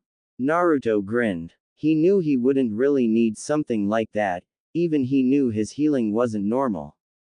But he could see how useful such an ability would be. You might go farther than I thought. Sasuke spoke up. Sakura was torn between being happy Sasuke thought there might be hope for her or sad that he obviously thought little of her current abilities. She decided on the former, as Zabuza's earlier statements had made her somewhat realize that, at the moment, she was indeed largely useless. Of course, we'll have to work on her stamina, too, Kakashi said. As for the blonde brat, Zabuza gestured towards the Jinchuriki. The kid has a knack for coming up with unpredictable strategies and his taijutsus, passable, but aside from that and the clones, his stamina and his dojutsu, which he doesn't know how to use yet, he's got nothing going for him, not to mention the fact that outside of strategies, he's not the fastest deer in the forest. Hey! Naruto yelled indignantly, raising a fist into the air. Sasuke, blunt as ever, stated, Naruto, you're the dead last of our class. Weeks ago, I remember you didn't even know the proper spelling of chakra. Naruto growled, but Kakashi spoke up before he could respond. Yes, well, I have something in mind that will take care of that. Well, I hope whatever you've got in mind works. Kid's not going to make it far as a ninja at this rate. Zabuza commented before turning to Naruto. And why didn't you try using those eyes of yours? Naruto, still irritated at Zabuza's evaluation, replied, I can't use them and clones in the same time and I don't know how to use their powers yet. I figured I was better off sticking with what I knew. Maybe you're a little smarter than I gave you credit for. Using a power you're not familiar with is a good way to wind up dead. Zabuza's eyes narrowed after giving the back-handed compliment. Wait, what do you mean you can't use them in your clones? Naruto shrugged. Whenever I use them both, I see out of my clone's eyes too. Seeing everything like that makes my head spin. Kakashi stepped forward, intrigued. Is that so? Interesting. I want to see this. Activate your dojutsu and create a shadow clone. Naruto nodded and closed his eyes, channeling chakra into them, before opening them. He then made a cross-shaped hand seal and called out the name of his most used jutsu, causing a single clone to appear in a poof of smoke. The two Narutos already seemed slightly disoriented, though not enough that it would keep them from fighting, and the others looked on, obviously interested in finding out anything about the eyes. Now, close your eyes, just the real you. Naruto did as told. Now, tell me, how many fingers am I holding up? He said, holding up 2 fingers. When the clone opened his mouth, Kakashi stated, the real you. 2. Naruto immediately said, despite having his eyes closed. Kakashi raised a brow before holding up 4 fingers. 4. He said as Zabuza picked up a rock. Kakashi put down 1 finger. 3. Zabuza then threw the rock at the blonde's head. Naruto saw it through his clone's vision and caught it, opening his eyes and glaring at the former Kiri ninja. Hey, what gives, Zabuza-sensei? Zabuza smirked beneath his mask. Just another test for ya, kid. Naruto's glare intensified. Besides, I was hoping to show the usefulness of that ability. So, do you see how this could increase your effectiveness? Huh, Naruto replied, before thinking about it.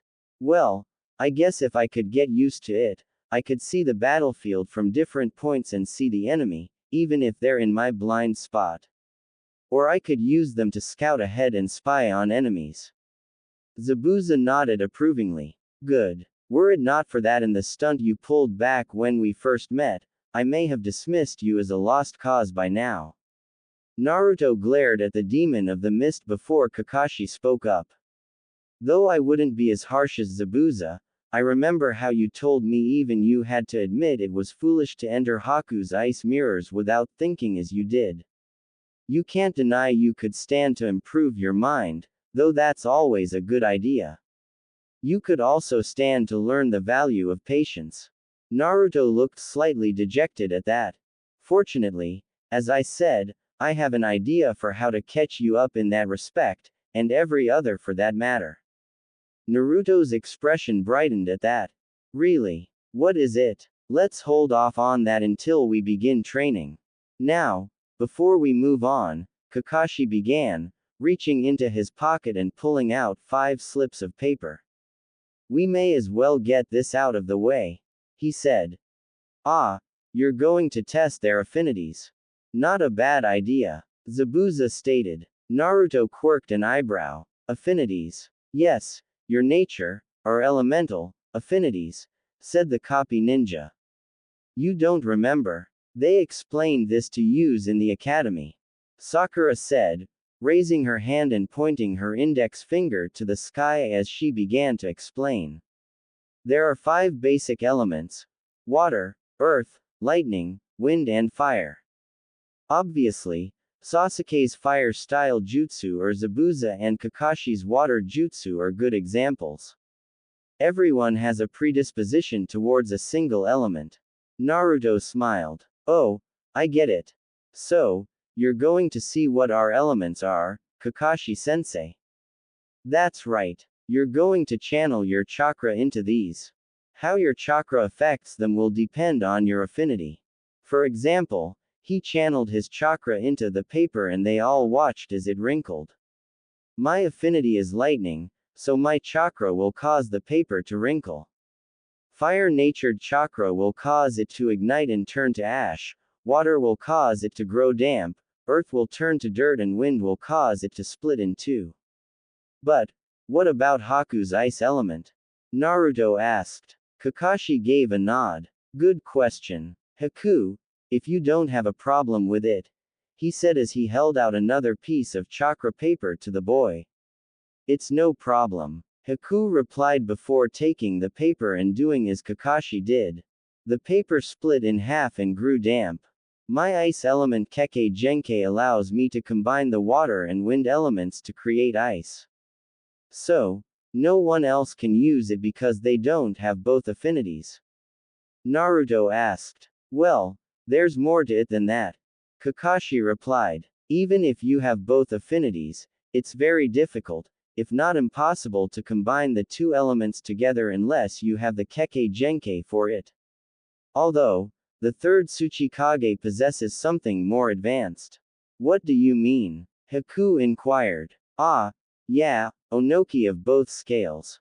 Zabuza stated. He uses the dust element, a Kekkei Tota or bloodline selection. It combines the fire, earth and wind elements to manipulate molecules, allowing him to reduce his opponents to dust, the black-haired Jonin explained, shocking the younger shinobi. Kakashi nodded.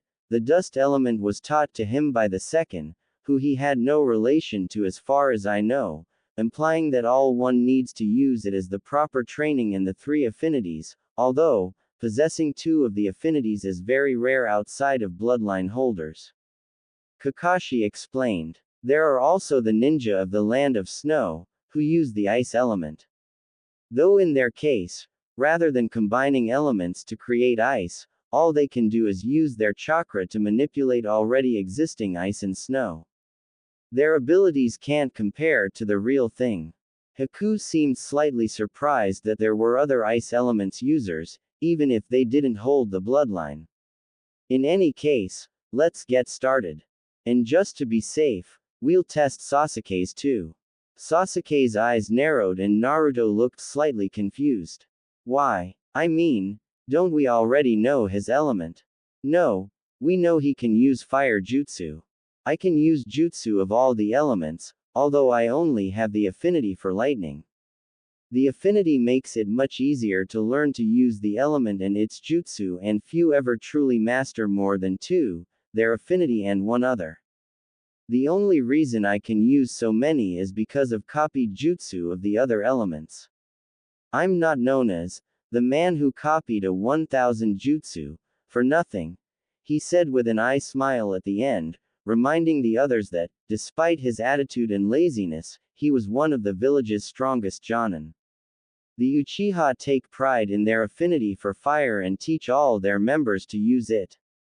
They even view learning the fireball technique as their coming of age test, so it's doubtful they actually tested his affinity, did they Sasuke? He turned to the Uchiha, who glared but said nothing. As I thought. Now, ladies first, he said, handing a slip of paper to Sakura. Sakura took it and channeled chakra into it. In moments, the slip of paper turned to dust and crumbled away. The pink-haired girl looked at her now empty hand. I have the earth element.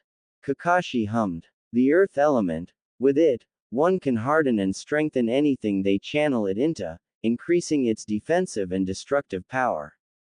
You can also manipulate dirt and mud and move through the earth in various ways. He turned to Sasuke with an eye smile. Like when I buried Sasuke up to his neck.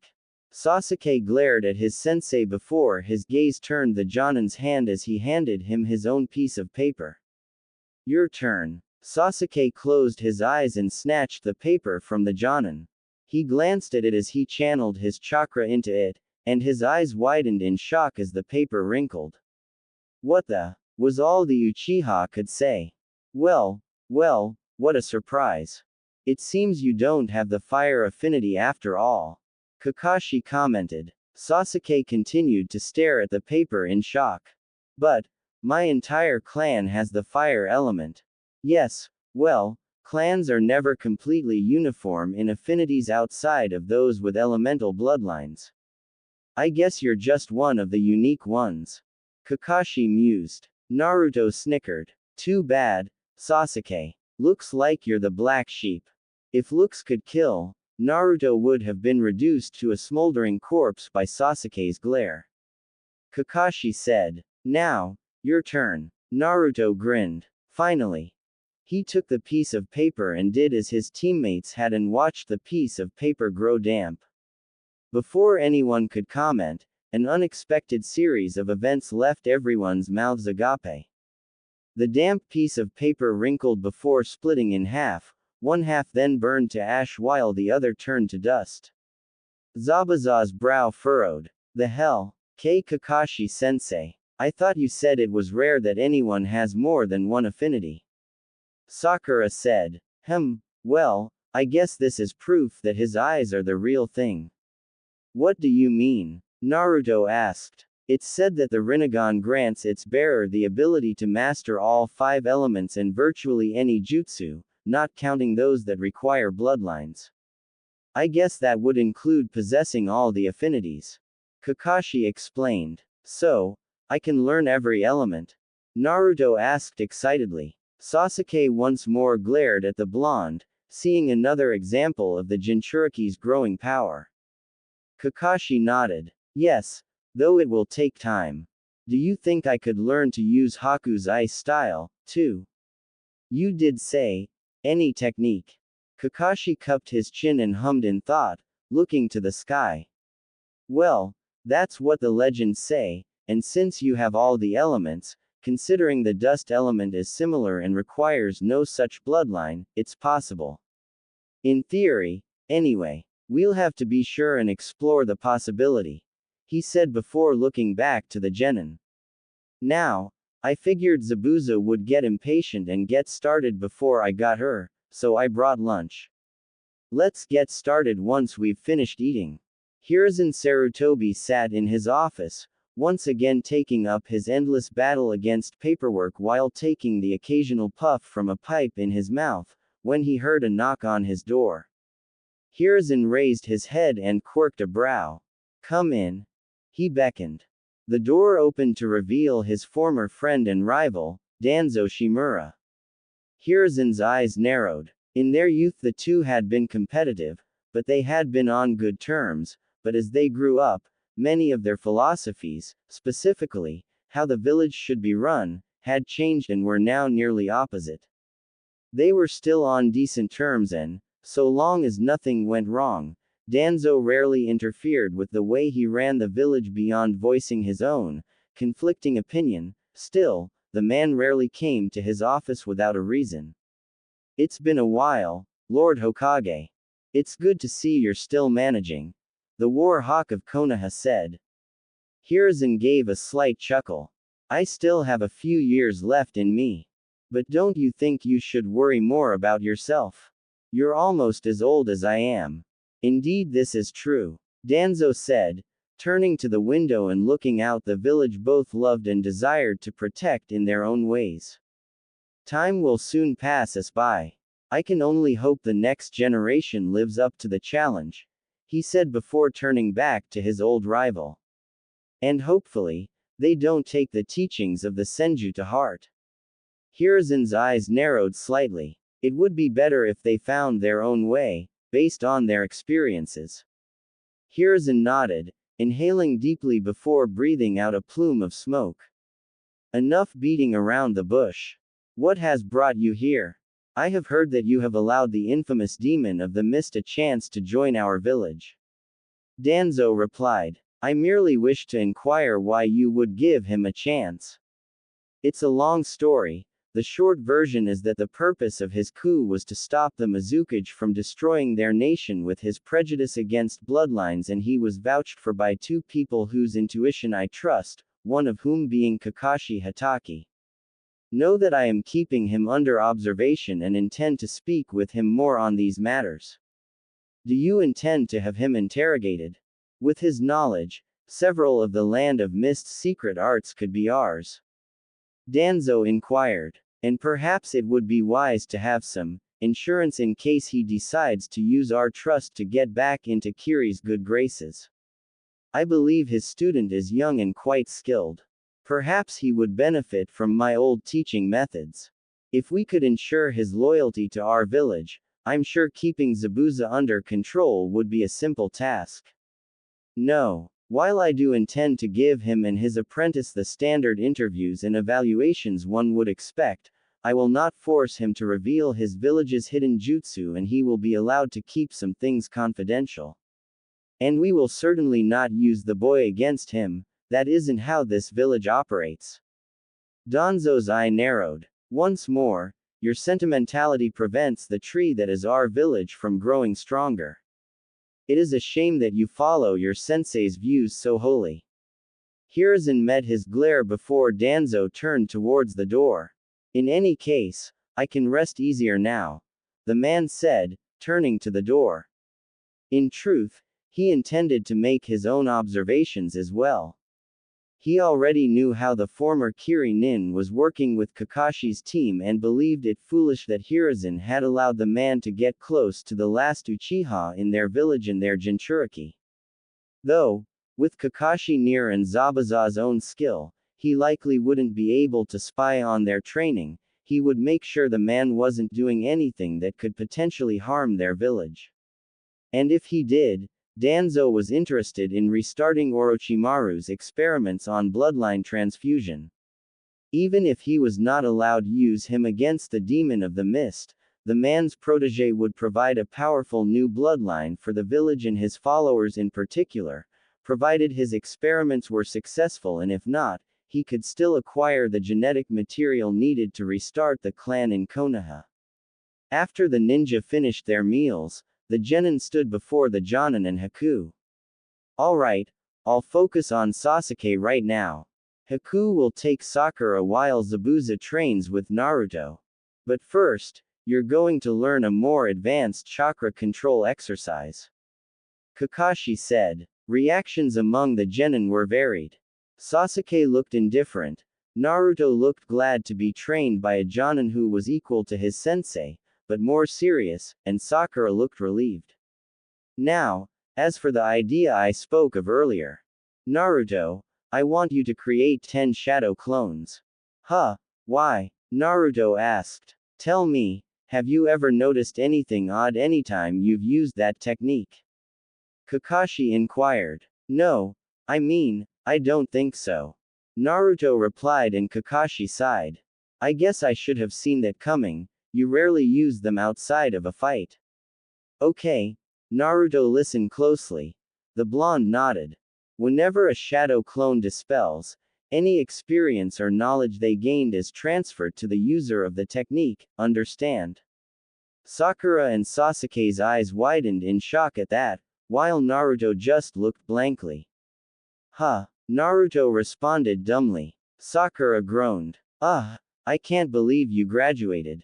Zabuza face-palmed.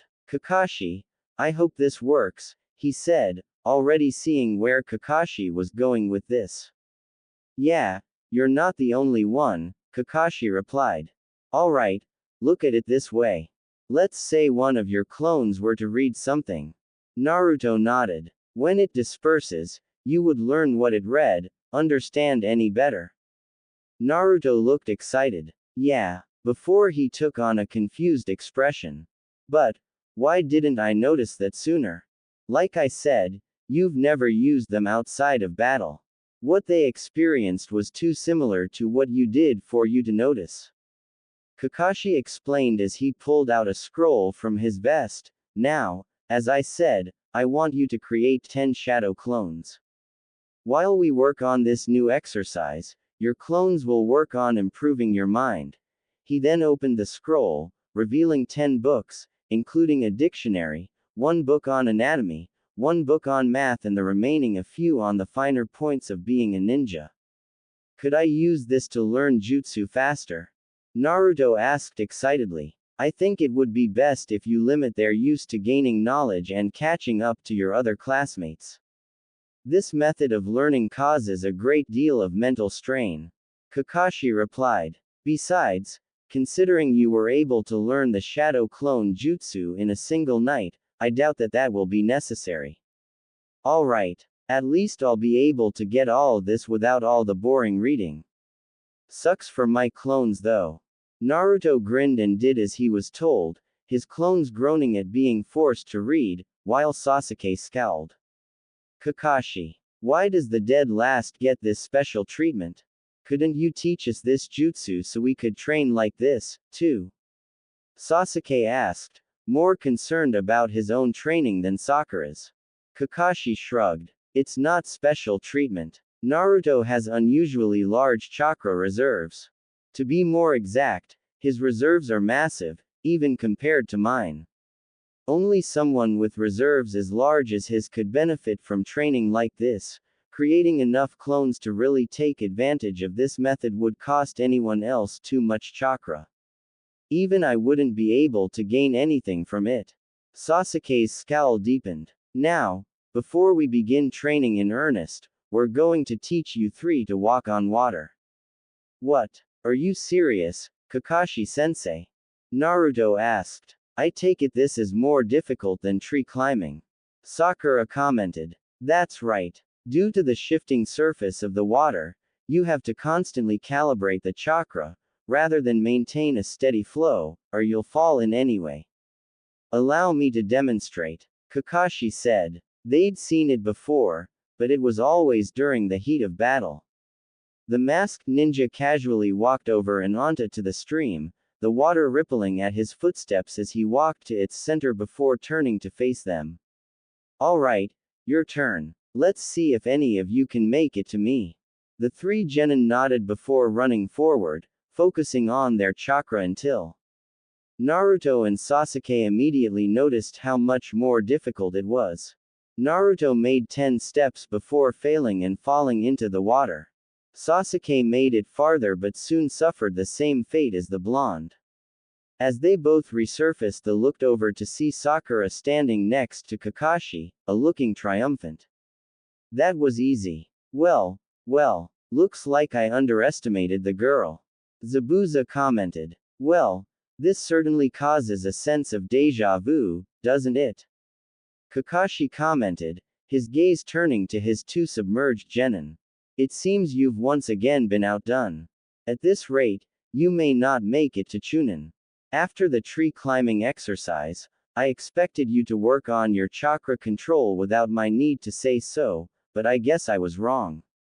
I'd thought an Uchiha would know how important control is, but I guess, like most of your clan, you're all talk. Zabuza smirked beneath his mask as Sasuke's eyes, blazing with fury, turned to him. And Naruto, how will you ever live up to your end of the bargain you made with the Hokage at this rate? Don't you want to learn about your family? Kakashi's statement added fuel to Naruto's determination. Now, Sakura, you'll move to the next step. Next step? Sakura inquired. Yes, I'll let them take care of that. Kakashi responded, walking towards his two soaked students as Sakura's eyes widened as they shot to the Miss Jonin. Zabuza's smirk widened. Good, as entertaining as it is to watch Genin fail miserably, this is far more amusing. It's a lot more difficult to maintain control while in a fight, so you'll be sparring with Haku until controlling your chakra becomes second nature to you. Sakura paled as Haku stepped onto the water, an apologetic look on his face before several senbon appeared in his hand and he fell into a combat stance. Prepare yourself, Sakura. Naruto walked down the streets of Konoha, covering his mouth as he yawned. The sun had only risen a few short hours ago and most of the people of the village were still within their homes, leaving the streets almost empty. Making his way to the training ground his team frequented, the blonde raised his hand to his eye, moving his sunglasses out of the way before rubbing it. As he neared the gates, he saw his teammates coming from different directions. He smiled and waved at Sakura as she approached. Morning, Sakura. Naruto greeted before turning to Sasuke, his hand clenching as he glared at the Uchiha who glared back before scoffing and turning towards the training ground. Sakura sighed at their behavior before she and Naruto followed after their teammate. Geez, they're at it already. Ever since Wave they've been even worse, if that's even possible. Naruto turned to his crush. Hey, Sakura. You think Kakashi-sensei's going to be on time, today? Sakura looked at him as if he'd just asked if the sky was blue. You must be joking. You should know better than that by now. Naruto sighed, hanging his head down. Yeah, guess you're right. He then looked at her with a slight grin. Good thing we have Zabuza and Haku to help us out now, huh? I'm sure they won't keep us waiting until we're dead on our feet. Sakura shivered slightly at the thought of the former Kiri-Jonin. Are you crazy? At least with Kakashi we didn't have to worry about him actually killing us. Haku seemed alright to her, though she did hold some negative sentiments towards him for what he did to Sasuke, but after nearly killing them and learning what she did about him she still found Zabuza a frightening figure. Oh, come on. They're not that bad. Well, I guess Haku seems alright. Sakura admitted. At least they seem to take this seriously, unlike Kakashi. Sasuke spoke, adding his 2 cents. He does usually spend most of his time with us reading his book, I wonder what it's about, anyway. Naruto commented, looking to the sky before turning to his crush again with a smile. So, Sakura, how about after we finish training today you and I? Shut up, Naruto. Sakura suddenly yelled. Naruto backed away slightly when the girl balled her hand and raised her fist over his head, but was unable to get out of range before she brought it down on his head, causing him to kneel down, grabbing his now aching head. It's too early to deal with that. Ah, come on. He's not the only one with an awesome bloodline anymore. Naruto said as he raised his head, nursing the lump that had grown through his hair. He didn't think much of it yet. After all, he didn't even really know what they did yet besides what it did to his vision and those 2 abilities that he still had no idea how to use, but he hoped that might appeal to Sakura.